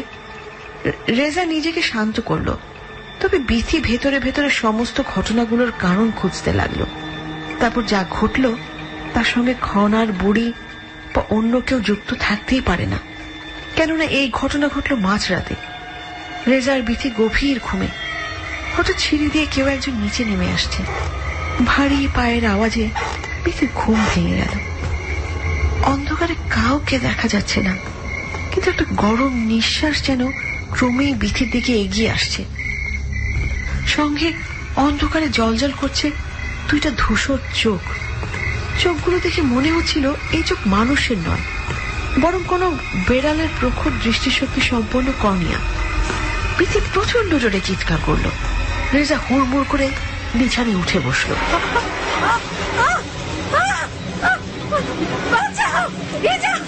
বিথি, এই বিথি, কি হয়েছে তোমার?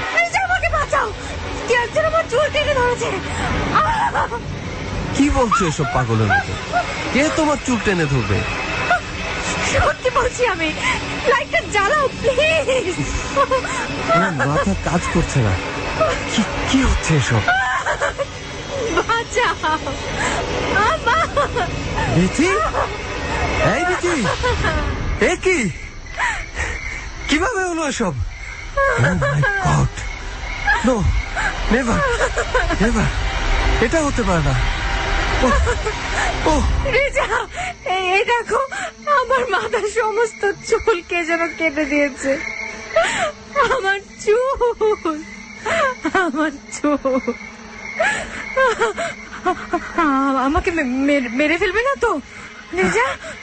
আমি তো বিশ্বাস করতে পারছি না এখনো। এটা কি হলো? কেন হলো? রেজা, ওইদিকে দেখো, সিঁড়ি বেয়ে উপরে উঠে যাচ্ছে, দেখেছো? কোথায়? আমি তো কিছু দেখতে পাচ্ছি না। ভালো করে দেখো, কে একজন আছে দোতলায়। আমি শিওর আমাকে ভয় দেখাচ্ছে। কেঁদো না বিথি, কেঁদো না। কাল সকালে আমি দোতলায় যাব। কি আছে এখানে আমাকে দেখতেই হবে। তুমি মন খারাপ করো না, প্লিজ প্লিজ, শান্ত হও। আমার চুল কিভাবে এমন হলো?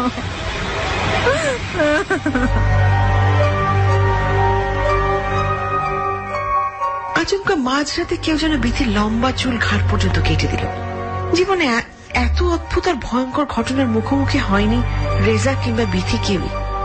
এবার বিথি মনে প্রাণে বিশ্বাস করছে অশরীরী কেউ বা অতৃপ্ত কোনো আত্মার উৎপাতে বিথিকে প্রতিনিয়ত রহস্যময় পৃথিবীতে নিয়ে যেতে চাইছে।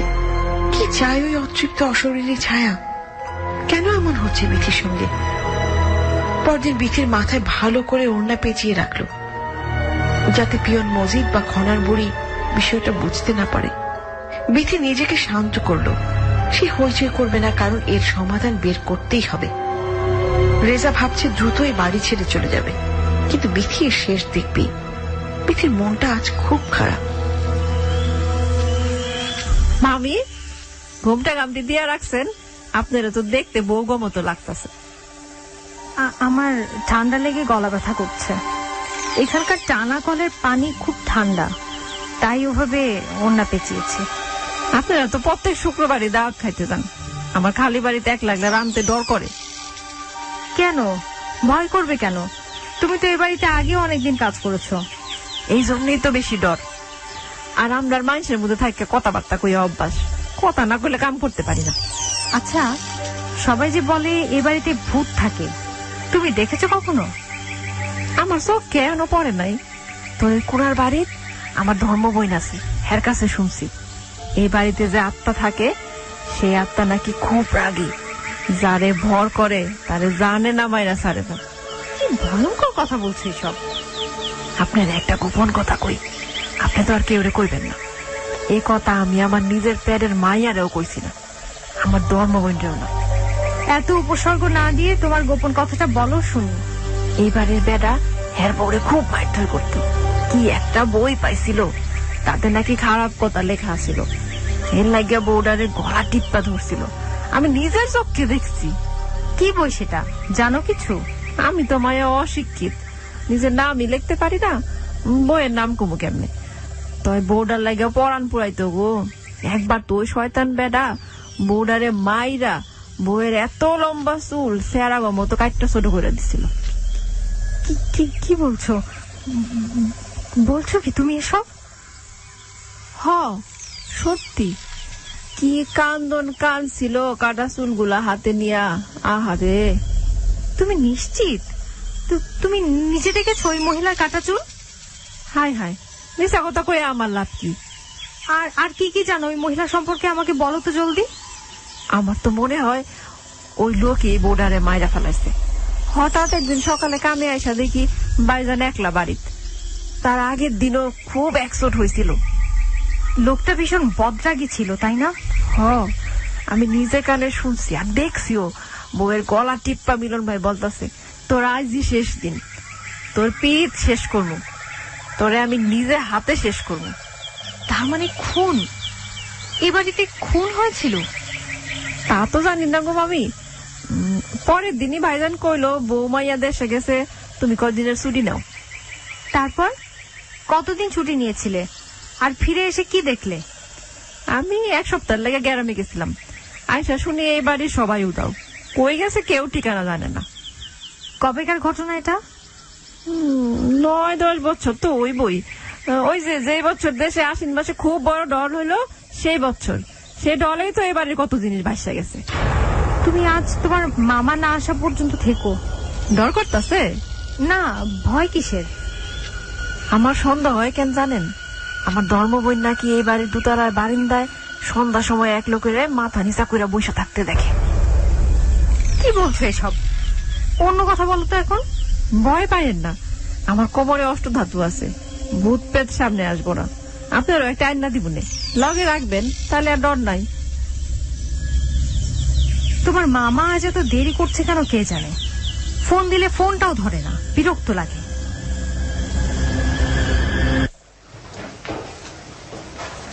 মজিদ মিয়া, তোমাকে যে বলেছিলাম একজন লোক ঠিক করবা, আমি আমার বাড়ির দোতলাটা পরিষ্কার করাবো। জি স্যার, এটা কোনো সমস্যাই না। যেদিন বলবেন সেদিনই কাজে লেগে যাব। আপনার কবে সুবিধা হয় স্যার? তোমার ছেলেমেয়েরা তো মনে হয় সব বড় হয়ে গেছে, তাই না? তা কাউকে তো আসতে দেখছি না এদিকে। আসে না এদিকে? আমার পরিবার থাকে মুক্তাগাছায়, আসা যাওয়া একটু কম হয়, তবে মাঝে মধ্যে আসে। এইখানে গ্রামে তাদের ফুফু বাড়ি, খালা বাড়ি। আচ্ছা মজিদ মিয়া, আমাদের বাড়ি নিয়ে নাকি নানান ভূতের গল্প আছে বলছিলে, তা শোনাও তো দুই একটা। আমি নিজে তো সচক্ষে দেখি নাই, সবই শোনা কথা। আর আপনাকে আগে যত পরিবার আইছে সবাই 1 মাস 15 দিন থাইকা চলে গেছে। সবেই নাকি ওই আত্মা দেখতো। আচ্ছা, তুমি যা শুনেছ তাই বলো, সেটাই শুনি। আমার একজন পরিচিত কলের মিস্ত্রি আছে, বন্ধু মানুষ। আপনার বাড়িতে তো আবার টানা কল, চৈত্র মাসে পানি আসে না, টাইট হয়ে যায়। এক পরিবার আসার আগে সে গেছিল, কল ঠিক করতে, একলা একলা দুপুর বেলা। সে নাকি নিজের চোখে দেখছে গোসলখানার হাউজের পানি থেকে একটা পেতনি উঠাইছে। বলো কি? তারপর? তারপর আবার কি, এক দৌড়ে জান লইয়া পালাইছে। জীবনে আর কোনো দিন ওই দিক যায় নাই। আচ্ছা, তুমি এসব বিশ্বাস করো? আরো অনেকেই দেখছে একটা 5-6 বছরের ছোট মেয়ে কবরের উপর ভর দুপুরে চুল ছাইরা বসে থাকে। মাঝে মাঝে ভর সন্ধ্যায় ওই লোহার দোলনায় উল্টা হইয়া ঝুলা থাকে। এই সব আর কি। কি বলছো? আর কি জানো বলো তো? আবার কে নাকি সারা রাত হাঁটে, দোতলার বারান্দায় বসে থাকে, পায়খানায় গেলে দরজা আটকায় দেয়। এই সব আগের পরিবারগ কাছে শুনছি। কালা একটা বিলাই যখন তখন সামনে আসে, আবার মিলাইয়া যায়। এই সব নানান কথা। এ তো ভয়ঙ্কর ব্যাপার। তাই এখন মনে হয় এইসব কথার বেশি মানুষের বানাইনা কথা। কারণ আপনারা তো এতদিন ধরে আইছেন, কিছুই তো দেখেন নাই। এতদিন দেখি নাই বলে যে দেখবো না তা তো না। আসল কথা হইতাছে বাত্তি। বাড়ি খালি পইরা থাকলেই পরা বাড়ি আজইরা বাড়ি হইয়া যায়। প্রতিদিন সন্ধ্যায় বাড়িতে আগুন জ্বাললে আর বাতি জ্বাললে আর ভূত পেট থাকে না। কিন্তু তোমার ম্যাডাম তো মনে হয় রান্নার বুয়ার কাছ থেকে এসব শুনলে ভয় পাবে। ভয়ের কিছু নাই স্যার। একটা লোহার দাউয়ের মাথা একটু গরম কইরা সিথানের নিচে রাখা দিবেন, দেখবেন ভূতের বাপ ওই দিকে আইব না। আর একটা কাম করতে পারেন, জ্বলন্ত আগুনের মধ্যে লোহার দাউয়ে লবণ পুইরা ম্যাডাম রে খাওয়াইয়া দিয়েন, ভয় ডর সব পালাইব। আচ্ছা ঠিক আছে, তুমি তাহলে শুক্রবার বা বৃহস্পতিবার তোমার সেই লোক নিয়ে সকাল সকাল বাসায় চলে এসো। যে আচ্ছা স্যার। স্যার স্যার কি এখন বাড়ির দিকে যাবেন? হ্যাঁ, কেন বলো তো? না স্যার, আমার বাড়ির 2টা গাছ পাকা পেঁপে আনছিলাম, আমি বাড়ি পর্যন্ত দিয়ে আসতাম আর কি। ও, চলো তাহলে। রেজা পিয়ন মজিদ মিয়ার কাছে যা শুনলো তার সঙ্গে বিথির বলা প্রায় সব ঘটনাই মিলে যাচ্ছে। এদিকে বিথির চুল কেটে নেওয়ার বিষয়টা রেজা ঠিক হজম করতে পারছে না। যদিও বিথিকে বুঝতে দেয়নি, কিন্তু বাধ্য হয়ে আজ কোর্টে এসেছে রেজা। সারাক্ষণই মন পড়েছিল বিথির মাথার অমন সুন্দর ঘন কালো লম্বা চুলে। ইস, রেজারই কান্না পাচ্ছিল, আর বিথি তো কাঁদবেই। বিথির মাথা ভর্তি লম্বা চুল রেজার খুব পছন্দের। কিন্তু কি হয়ে গেল এটা? রেজা ইচ্ছে করে মজিদের কাছ থেকে এই হাজক বাড়ির ভূতের গল্পগুলো শুনে নিল। আবার খনার বুড়ির কাছ থেকে বিথি যা জানলো, তারপর থেকে তো বিথি একদণ্ড স্বস্তি পাচ্ছে না। সারাক্ষণ উসখুস করছিল রেজার জন্য। তার মানে কোনো অতৃপ্ত আত্মা বিথির চুল কেটে নিয়েছে? এও কি সম্ভব? সম্ভব তো। বিথি নিজেই তো এর সাক্ষী। কি এমন ছিল ওই মহিলার বই যার জন্য তার স্বামী তার চুল কেটে দিয়েছিল? ওই রহস্য ভেদ করতেই হবে বিথিকে। আচ্ছা, সত্যি কি ওই মহিলাকে খুন করেছিল তার বজ্জাকি ভয়ঙ্কর স্বামী? আকাশ পাতাল ভাবছে বিথি মনে মনে। খনার বুড়ির কোনো কথাই যেন বিথির কানে পৌঁছচ্ছে না। ওর ভেতরে কেবল একটাই তৃষ্ণা, কাঠের দোতলা হাজুং বাড়ির অতৃপ্ত অশরীরী আত্মার রহস্যভেদ। রেজা আসার পর যা যা শুনেছে সমস্তটা বিথিকে খুলে বলল।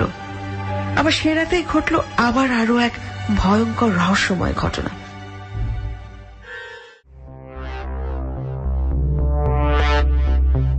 ভীষণ ভয়ঙ্কর এক ভূতের বাড়ির গল্প শুনছি আমরা আজকে কুয়াশায়।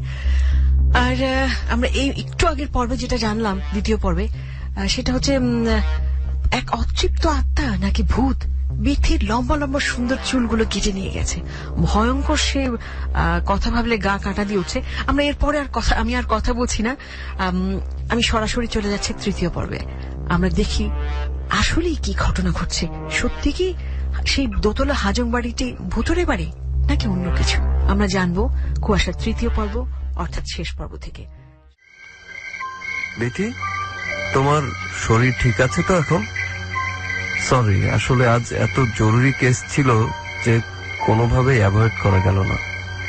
না না, ঠিক আছে, শরীর ভালোই, তবে মনটা খুব খারাপ জানো। বারবার আয়নার সামনে গিয়ে চুল আঁচড়াতে ইচ্ছা করছিল, কোনোভাবে নিজেকে ম্যানেজ করেছি। মন খারাপ করো না প্লিজ, এখানে তো কোনো পার্লার নেই। আমি তোমাকে কালই নেত্রকোনার কোনো পার্লারে নিয়ে যাব। তুমি এত মন খারাপ করছো কেন? দেখতে দেখতে চুলটা লম্বা হয়ে যাবে। চলো শুয়ে পড়ি। আর আজ বাতিটা নেভানোর দরকার নেই, কেমন যেন ভয় ভয় লাগছে। ভয়ের কিচ্ছু নেই। ঠিক আছে, দাঁড়াও, বারান্দার লাইটটা জ্বালিয়ে রাখছি। ড্রয়িং রুমের লাইটটা অফ করে দাও, আর দরজাটা টেনে ছিটকিনি দিয়ে দাও। থাক না, ড্রয়িং রুমের লাইটটাও অন রাখি। এত আলো লাগবে না রেজা, তাছাড়া ওই ঘরের আলো তো এই ঘর পর্যন্ত পৌঁছাবেও না, অযথা জ্বলবে বাতিটা। ওফ, ইলেকট্রিসিটি চলে গেল। রাতের গভীরতা ঘন হয়ে চারদিকে জেগে বসেছে। গভীর রাতের নিস্তব্ধতার সঙ্গে সঙ্গে কাঠের ঘরের দেয়াল ঘড়ির সেকেন্ডের কাঁটাটাও টিকটিক করে তার কক্ষপথে ক্লান্তিহীনভাবে ঘুরে যাচ্ছে। শুনশান রাতের নীরবতা চিরে সে টিকটিক শব্দ যেন ঢোলের মতো হৃৎপিণ্ডে আওয়াজ তুলছে। দিনের ব্যস্ততা সেকেন্ডের কাঁটার যে আওয়াজ কাউকে স্পর্শ করে না, রাতের স্তব্ধতায় সে শব্দ যেন ভৌতিক কোনো গল্পের চরিত্র হয়ে জীবন্ত লাগছে। হঠাৎ টিকটিক শব্দের সঙ্গে সঙ্গে আরো একটা শব্দ পা বাড়ালো। জমাট পাতা ভয়ের কুণ্ডুলি যেন ক্রমে এগিয়ে আসছে রেজার বিথির কাছে। ঘুমের ভেতরে রেজা টের পাচ্ছে কেউ যেন একগোছে চুল দিয়ে ওর চোখ মুখ গলা জড়িয়ে নিচ্ছে, প্রচন্ড ক্রোধে আর ঘৃণার সর্বোচ্চ শক্তি দিয়ে। এ কি কি দেখছে এটা রেজা? বিথি নাকি অন্য কেউ?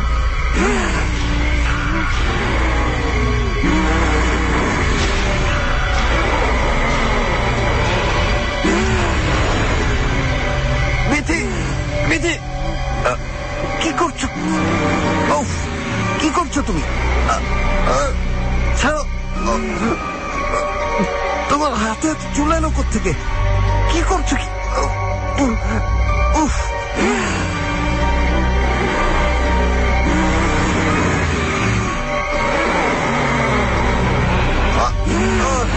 কি ব্যাপার, পাগল হয়ে গেলে নাকি? বিথি, আমার দম বন্ধ হয়ে যাচ্ছে, আমি মারা যাচ্ছি। ছাড়ো, ছাড়ো, বাঁচাও আমাকে, আমাকেও মেরে ফেলবে, বাঁচাও। বিধি, বিধি কোথায় তুমি? বিধি, এতক্ষণ কাকে দেখলাম? ও বিধি, ও বিধি নয়। আমি কথা বলতে পারছি না, আমাকে চুল ধরে টেনে কেউ সিঁড়ি দিয়ে উপরে নিয়ে যাচ্ছে, বাঁচাও রেজা। তাহলে আমাকে মেরে ফেলবে ও, রেজা আমাকে বাঁচাও। এত চুল, ও তুমি সিঁড়ি একটা কাঠ শক্ত করে ধরো বিধি, আমি আসছি, ভয় পেও না। পারছি না, আমি পারছি না, আমার হাত ছিটে যাচ্ছে।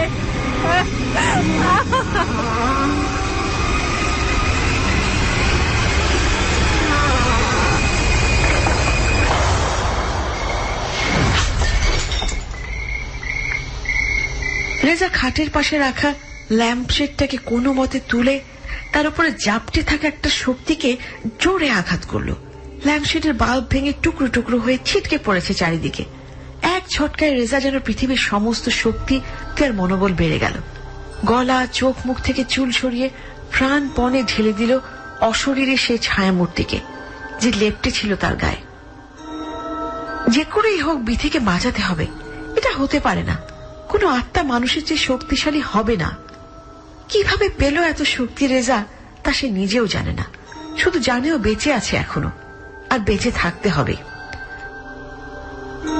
হঠাৎ বন্ধ কাঠের পুরনো দরজার ওপাশ থেকে বিথির তীব্র চিৎকার যেন সমস্ত বাধা ভেদ করে প্রতিধ্বনি হয়ে এপাশে বেরিয়ে আসছে। তবে কি সব শেষ?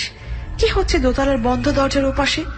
ক্লান্ত পায়ে এক একটা ধাপ পেছনে রেখে এগিয়ে যাচ্ছে রেজা। দু চোখে ভয়ঙ্কর শূন্যতা, যে শূন্যতা বারবার মনে কাটার মতো বিধিয়ে দিচ্ছে যে বিথি আর নেই, বিথি আর নেই। দরজার কাছে এসে প্রাণপণ চেষ্টা করছে রেজা দরজাটা খোলার জন্য। তারপর যা ঘটল তাকেই লোকে বলে মিরাকল। অনেক কষ্টে দরজাটা খোলা গেল, তবে দরজা খোলার সঙ্গে সঙ্গে রেজা যা দেখল,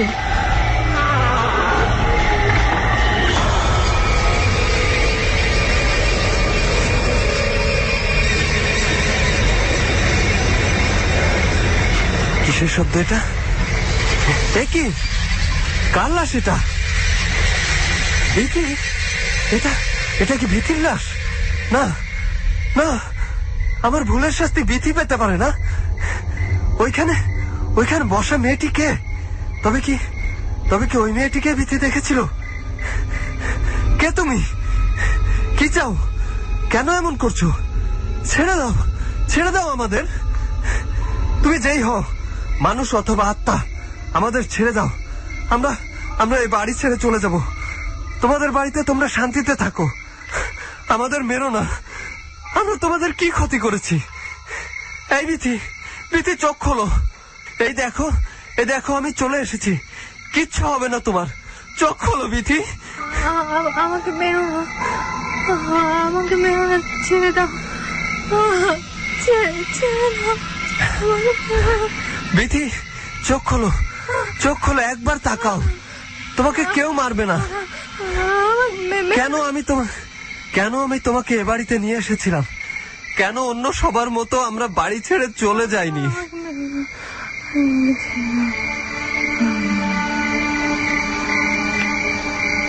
তীব্র ভয় মানুষের মস্তিষ্কে এক ধরনের হরমোন নিঃসৃত করে, যার ফলে মানুষের রিয়াকশনটা হঠাৎই পাল্টে যায়। তখন মানুষ দৃশ্যমান বস্তু বা অদৃশ্য ছায়া অথবা যুক্তিতর্কের ঊর্ধ্বে চলে যায়। তেমনি অবস্থার মধ্য দিয়ে যাচ্ছে এই মুহূর্তে রেজা। একটা ঘোরের মধ্যে আটকা পড়েছে, কারণ দোতলায় ঢুকে রেজা যা দেখল তার জন্য রেজার চোখ প্রস্তুত ছিল না। অথচ এই দৃশ্য প্রচন্ড ভয়ে তার মস্তিষ্ক মেনে নিয়েছে। একটা 5-6 বছরের ছোট্ট মেয়ে উল্টো করে ঝোলানো একটা লাশ নিয়ে ধাক্কাচ্ছে, আর লাশটা দুলছে। একবার মেয়েটির হাতের কাছে ঝুলন্ত লাশ এসে থামছে, আর একবার কাঠের দেয়ালে বাড়ি খেয়ে আবার ফিরে আসছে।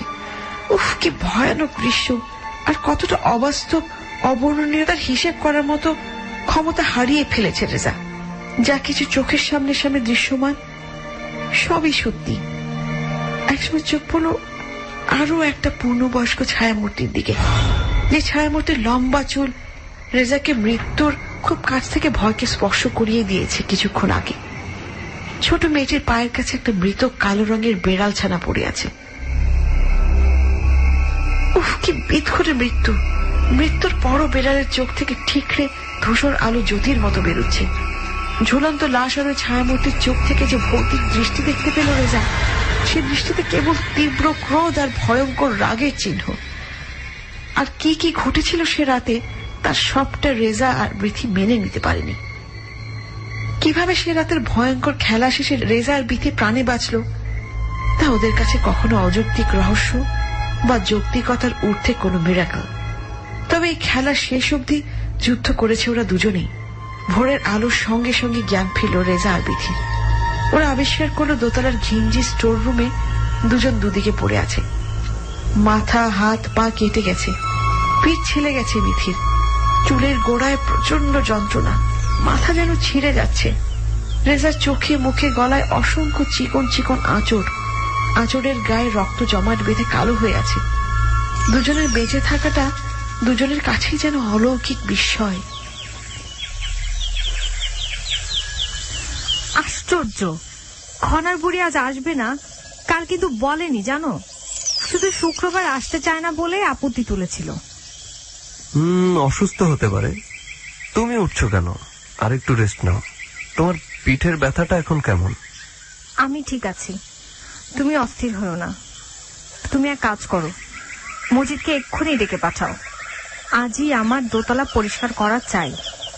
মানে এত তাড়াহুড়োর কি আছে? তুমি একটু সুস্থ হও। আমি শারীরিকভাবে সুস্থ হব না রেজা, যতক্ষণ না মানসিকভাবে আমি সুস্থ হচ্ছি। আমি ভাবছি আজ রাতটা আমরা এক পরিচিতের বাসায় কাটাবো, তারপর তোমাকে নিয়ে সদরে যাব, ওখান থেকেই অফিস করব। সপ্তাহখানেকের মধ্যে কাজ গুছিয়ে ঢাকা ব্যাক, আর দেখি বদলির অর্ডারটা কত দূর কি করা যায়। না, আমি কোথাও যাব না। আমি বেশ বুঝতে পারছি খনার বুড়ির কথাগুলো মিথ্যা নয়। তার মানে এই বাড়িতে ভয়ঙ্কর কোনো একটা ঘটনা ঘটেছে। ওই লোকটা তার স্ত্রী আর মেয়েকে নির্মম ভাবে খুন করেছে, বা এমন কিছু করেছে যার ফলে মৃত্যুর পরও ওদের আত্মা এই বাড়িতে প্রচন্ড ক্রোধ নিয়ে ঘুরে বেড়াচ্ছে। ওফ, পাগল হয়েছো? কে কাকে কি খুন করেছে বা কি অন্যায় করলো তাতে আমাদের কিচ্ছু যায় আসে না। কোনো অতৃপ্ত আত্মার ক্রোধে আমরা জীবন দেব কেন? রেজা, আমরা দুজনেই কিন্তু বেঁচে আছি এখনো। হ্যাঁ, এই বেঁচে থাকাটা আমি এনজয় করতে চাই। গত রাতের দুঃস্বপ্ন আমি মাথা থেকে বের করে দিতে চাই। আর তুমিও দাও, পাগলামি বন্ধ করো প্লিজ। তুমি এত সহজে গত রাতের ঘটনাকে দুঃস্বপ্ন বলে এড়িয়ে গেলেও আমি পারবো না। তুমি অযথা জেদ করছো বিথি। কি করতে চাও তুমি? আমার ধারণা ওই দোতলায় লুকিয়ে আছে সমস্ত রহস্য। আর যদি রহস্য ভেদ করতে না পারো? না পারলে এই বাড়ি ছেড়ে চলে যাব, কিন্তু তার আগে একটা চেষ্টা আমি করবই। ব্যক্তির একরোখা জেদ আর যুক্তির কাছে রেজা শেষ পর্যন্ত হার মানল। পিয়ন মজিদ আর দুইজন ঠিকা কাজের লোক নিয়ে দোতলা পরিষ্কার করলো সে। আর পরিষ্কার করার পর একটা অদ্ভুত জিনিস পেল ওরা দোতলায়। বেশ পেটানো ঢালাই করা লোহার তৈরি একটা ছাপ বাক্স, অর্থাৎ লোহার সিন্দুক। সিন্দুকটা এতই ভারী যে তিনজন মিলেও একচুল সরানো গেল না, তাই ওটাতে কেউ আর হাত দেয়নি। সিন্দুকটাতে তালা দেয়া, চাবি যে নেই সে তো জানা কথা। এক কোনায় পড়েছিল সিন্দুকটা, আর সিন্দুকের উপর এত সব জিনিসপত্র রাখা ছিল যে বোঝাই যাচ্ছিল না এসবের নিচে লোহার বাক্সটা আছে। গত রাতের ভয়ানক অভিজ্ঞতা রেজা আর বিথি নিজেদের মধ্যেই গোপন রেখেছিল। যদিও চেহারা একটা ছাপ ছিল, কিন্তু তা নিয়ে ওরা কেউ প্রশ্ন করার সাহস করেনি। মোটামুটি পরিষ্কার করার পর বিথি আর রেজা আবারও উঠে এলো কাঠের পাটাতন দেয়া রহস্যময় সেই হাজম বাড়ির দোতলায়। যে দোতলার ভারী আধ ভাঙা কাঠের দরজাটাকে কেউ এতদিন পুরনো খবরের কাগজ আর স্কচ টেপ দিয়ে জোর করে আটকে রেখে ভেবেছিল এর দরজা বুঝি আর খোলা যাবে না। তন্ন তন্ন করে খুঁজেও দোতলায় তেমন কিছুই পেল না ওরা। তবে কি সত্যি কোনো রহস্য নেই এই ভুতুরে বাড়িতে, নাকি রহস্য গল্পের কোনো সন্ধান ওদের দেয়া হবে না? কোনটা? দেখলে তো কিছুই নেই এখানে বিথি। চলো, খনার বুড়ি কি নাকি মন গড়া কথা বলেছে তাই নিয়ে পড়ে আছো। না, ও বলেছিল ওদের মধ্যে অশান্তি চলতো সারাক্ষণই, আর হঠাৎ করে সপরিবারে ওরা উধাও কেন হবে? গত রাতে আমাকে দোতলা পর্যন্ত টেনে ওই বাচ্চা মেয়েটাই নিয়ে এসেছিল। মেয়েটাকে আমি দোলনায়ও দেখেছি, আমি শিওর। তাই বলে কোনো চিহ্ন না থাকলে আমরা কি করতে পারি বলো? এখান থেকে চলে যাওয়াটাই বুদ্ধিমানের কাজ। তুমি বিশ্বাস করো, এ পর্যন্ত যা যা ঘটেছে তার সম্পূর্ণ ব্যাখ্যা আমার চাই। আমি বাচ্চা মেয়েটার বিড়ালটাকেও এই বাড়িতে দেখেছি। ওইসব ভয়ানক দৃশ্য চোখ থেকে সরিয়ে ফেলো বিথি। তুমি এত অস্থির হলে অসুস্থ হয়ে যাবে। আমি চোখ থেকে ওই সব ভয়ানক দৃশ্য সরালেও মাথা থেকে সরাতে পারছি না, আর পারবো না, এটা তুমি জানো। ওইদিকে যাচ্ছ কেন? ওইদিকে বারান্দার কাঠগুলো একটু নড়বড়ে, পড়ে যাবে, সাবধানে। রেজা, এই বক্সটা কি খোলা যাবে? এর চাবি তো নেই, তাছাড়া অনেক পুরনো সিন্দুক। ভেতরে হয়তো লেপ কাঁথা বালিশ পচে গোবর হয়ে আছে। আর শুনলে না, মজিদ বললে এই দোতলায় সবাই ধান চাল পেঁয়াজ রসুন স্টোর করে রাখতো, হয়তো ওসবেরই। তাহলে দরজাটা এত মজবুত করে বাইরে থেকে বন্ধ করে দিল কেন বলতো? ভয়ে সবাই এমনটা করেছিল। তাই হবে হয়তো। সারা দোতলা দেখে নিয়েছো, দেখা হয়েছে, এবার শান্তি। চলো।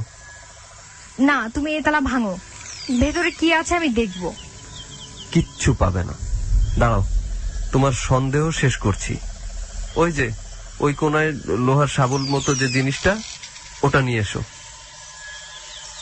দাও। বাবা, কি শক্ত এখনো।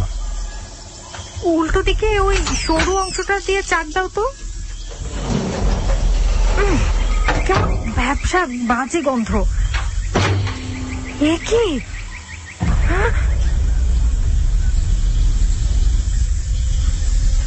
এ তো দেখছি মানুষের খুলি, তিনটা কঙ্কাল। রেজা দেখেছো? কি দেখছি আমি? অদ্ভুত, দেখো মেয়েটির মাথার সমস্ত চুল ধরে এখানেই রয়েছে। আর দেখো এখানে এক গাদা কাটা চুলও পড়ে রয়েছে। শরীরটা পচে গলে শেষ, কিন্তু চুলগুলো পচেনি। কে মেরেছে তিনজনকে? এটা কিসের প্যাকেট?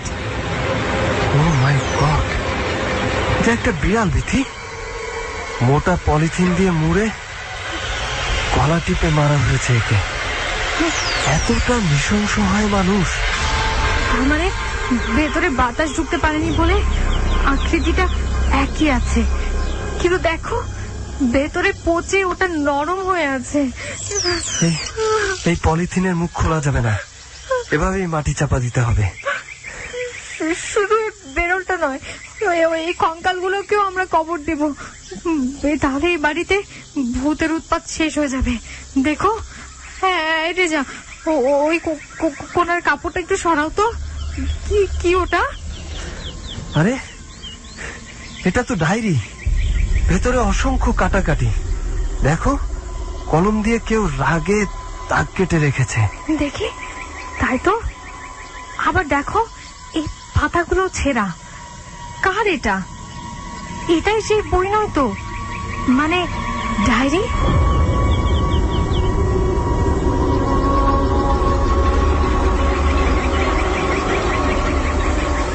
ঠিক কত বছর আগে এদের মৃতদেহ এখানে রাখা হয়েছিল তার সঠিক দিনক্ষণ মাসের হিসেব বিথি আর রেজা জানে না। তবে সময় বেশ অনেকই গড়িয়েছে, কারণ মৃত মানুষগুলোর মাংস পচে এখন কেবল হাড়গুলো কঙ্কালের অবয়বে বুঝিয়ে দিচ্ছে এরা একসময় মানুষ ছিল। তার মানে কেউ এদের মেরে এখানে লুকিয়ে রেখেছিল, আর লোকের মুখে রটে গেল ওরা সপরিবারে পালিয়েছে। এত নৃশংস খুন কে করলো ওদেরকে? তবে এই সব প্রশ্নের জবাব দিয়ে দিল ওই কফি কালারের লেদারের বাধাই করা একটা বিবর্ণ ডায়েরি, যে ডায়েরির প্রায় বেশিরভাগ পাতাই কলমের ঘন আঁচড়ে অক্ষরের মতো স্বচ্ছতা হারিয়েছে। ডায়েরির পাতায় কিছু পারিবারিক ছবিও কেটে আঠা দিয়ে আটকানো, আর তাতে যে মুখগুলো হাসি হাসি চোখে তাকিয়ে আছে তাদেরকে বিথি আর রেজা দুজনেই চেনে, কারণ ভয়ঙ্কর সে রাতে ওরা দুজনেই দেখেছে এই ছবির মানুষগুলোকে, অথবা এই মৃত মানুষগুলোর প্রেতাত্মাকে। যে কটা পাতা থেকে অক্ষরের শব্দের বিন্যাস উদ্ধার করা গেল তা থেকে ওরা জানল ডায়েরিটা নিশাদ নামের একজন বিবাহিত তরুণীর। যে তরুণী গোটা গোটা হরফে পাতায় পাতায় লিখে রেখেছে তার স্বামীর অত্যাচারের নমুনা। আর তার কারণ হচ্ছে, একে তো নিশাদের স্বামী মিলন প্রচন্ড বদরাগী, তার উপর ডায়েরির প্রথম কয়েকখানা পাতায় লেখা ছিল নিশাদের কৈশোর বয়সের ঠিক প্রেম নয়, একতরফা প্রেমে পড়ার এক গোপন ভালো লাগার কিছু টুকরো স্বপ্ন, যে স্বপ্ন নিষেধ ইচ্ছে করেই বারবার ছুঁয়ে দেখতে চাইত। অনেক যত্ন করে লুকিয়ে রেখেও স্বামীর চোখ থেকে আড়াল করতে পারেনি সে বিষণ্ণ তরুণী তার কৈশোরের রঙিন ভালো লাগার অনুভূতিগুলোকে। নিশাদের বদরাগী স্বামী বিষয়টা মেনে নিতে পারেনি। তারপরের কয়েকটা পাতা সবগুলোতে নিশাদ তার স্বামীর অত্যাচারের ভয়ানক বর্ণনা লিখে রেখেছে। শেষের দিকের পাতাগুলো ছেঁড়া, তার মানে মিলনকে নিয়ে নিশাদের যা যা লেখা ছিল তাও সে পড়েছে। তাই নিজ হাতে হত্যা করে তার স্ত্রী নিশাদকে আর 5 বছরের ফুটফুটে মেয়ে নীলকে, এমনকি বাঁচতেও দেয়নি পর্যন্ত নীলের পোষা বেড়াল মিনিকেও। প্রচন্ড রাগ অথবা ক্রোধ মানুষকে অন্ধ করে দেয়, আর তখন মানুষ হৃদয় জ্ঞান হারিয়ে ফেলে। আর তাই ঘটেছিল নৃশংস ভয়ঙ্কর হত্যাকাণ্ড। কারণ যার কথা নিশাদ ডায়েরিতে লিখেছে সে বাড়িতে আসা যাওয়া করত মাঝে মাঝে। তখন টের পায়নি বিষয়টা। যখন জানল তখন নীলকে নিয়েও সন্দেহ দানা বাঁধল। শুধু ডায়েরি পড়েই নয়, পরবর্তীতে খনার বুড়ি পুরোটা স্বীকার করে নিশাদ আর নীলের খুন সে সচক্ষে দেখেছে, কিন্তু মিলন সে কথা জানত না।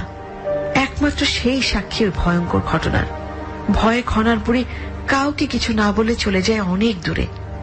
কিন্তু আশ্চর্য ব্যাপার হচ্ছে, তৃতীয় লাশটা কিভাবে এলো এই লোহা সিন্ধুকে? তবে কি নিজে আত্মহত্যা করেছিল স্ত্রী ও সন্তানকে মেরে মিলন, নাকি অত্যাচারী ক্রুদ্ধ রাগী ওই লোকটাকে শেষ করেছে নিষাদ আর নীলের অতৃপ্ত অশরীরে আত্মার ক্রোধ? এর উত্তর জানা যায়নি। হয়তো এটাই ওই কাঠের দোতলা হাজংবাড়ির ভুতুরে খেলার নাম, অথবা রহস্যের নাম। চলে যাওয়ার আগে 3টা কঙ্কালকেই বিথি আর রেজা এবারের পারিবারিক কবরস্থানে কবর দেওয়ার ব্যবস্থা করল। সঙ্গে মৃত বেড়ালের পলিথিনটাও মাটির নিচে পুঁতে দিল। আর এ খবর আবারও ছাপা হল মফস্বলের সাপ্তাহিক কাগজ বিন্দুর প্রথম পাতায়। বিথি, চলো, গাড়ি চলে এসেছে। যাওয়ার আগে একবার ওই বাড়িতে ঘুরে আসলে হতো না? না, কোনো দরকার নেই। প্রয়োজনীয় সবকিছুই আমি মজিদ মিয়াকে দিয়ে আনিয়ে নিয়েছি। চলো এবার, এখানে আর নয়। রেজা, আমি এখন বিশ্বাস করি জগতে যুক্তির বাইরেও অন্য একটা অযৌক্তিক জগৎ আছে, জানো? তা না হলে আমরা নিশাতের স্বামীর মৃত্যুর কোনো কারণ বা আলামত জানতে পারলাম না কেন? প্রকৃতি কিছু রহস্য তার নিজের কাছেই রাখে, তা না হলে পৃথিবীতে রহস্য শব্দটার কোনো জায়গায় থাকতো না। সত্যি, সে রাতের যা কিছু আমার চোখে এখনো দৃশ্যমান, তা আমার জীবনের এক ঘোর রহস্য। রহস্য আসলে দৃশ্যমান নয়, ধোঁয়াটে কুয়াশার মতো অন্ধকার।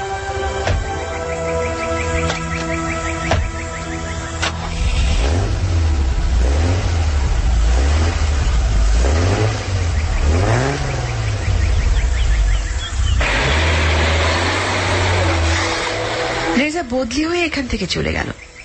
চলে যাওয়ার আগের কটা দিন স্থানীয় এক ওসির বাড়িতেই ছিল। এরপর প্রায় বছর খানেক বাদে কাঠের দোতলা হাজং বাড়িতে আবারও নতুন এক পরিবার এলো। তবে তারাও কিন্তু বেশি দিন থাকতে পারল না, কেননা এই ভূতের বাড়িতে এখন স্কুল ড্রেস পরা 2টা অল্প বয়সী মেয়ের প্রেতাত্মা ঘুরে বেড়ায়। কখনো ওইসব অশরীরে আত্মারা লোহার দোলনায় উল্টো হয়ে ঝুলে থাকে, কখনো বা কবরের উপর খোলা চুলে বসে থাকে, আবার কখনো বা গোসলখানা চৌবাচ্চায় শরীর ডুবিয়ে চেয়ে থাকে প্রচন্ড রাগ আর ক্রোধ ভরা চোখে। আবার দোতলা সিঁড়ি বেয়ে ক্লান্ত পায়ে নেমে আসে গভীর রাতের নীরবতা ছেলে। কেউই আর ওই দোতলা বাড়ির দিকে যেতে সাহস করে না এখন। সময়ের স্রোতে ঝোপঝাড় আর অযত্ন আগাছার দখলে সাজানো বাড়িটা তার কাঠের পলিশের শ্রী হারিয়ে একা শ্রীহীন দাঁড়িয়ে আছে তল্লাটে বছরের পর বছর। আর এবারের নাম হয়েছে ভুতুরে বাড়ি। হয়তো আবার কেউ ওই ভুতুরে বাড়ির রহস্য ভেদ করবে, কিন্তু ততদিনে নতুন কোন অশরীরী অতৃপ্ত আত্মারা বাসা বাঁধবে ভুতুরে বাড়ির রহস্য সীমানায়।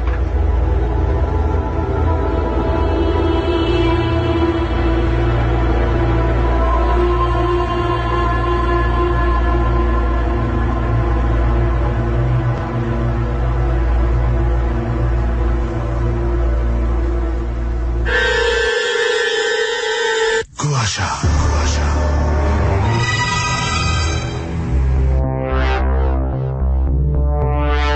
এতক্ষণ ধরে শুনছিলেন আজকের কুয়াশার গল্প। আজকের গল্পের নাম ভুতুরে বাড়ি। লিখেছেন মাকসুদুর রহমান মেঘনা।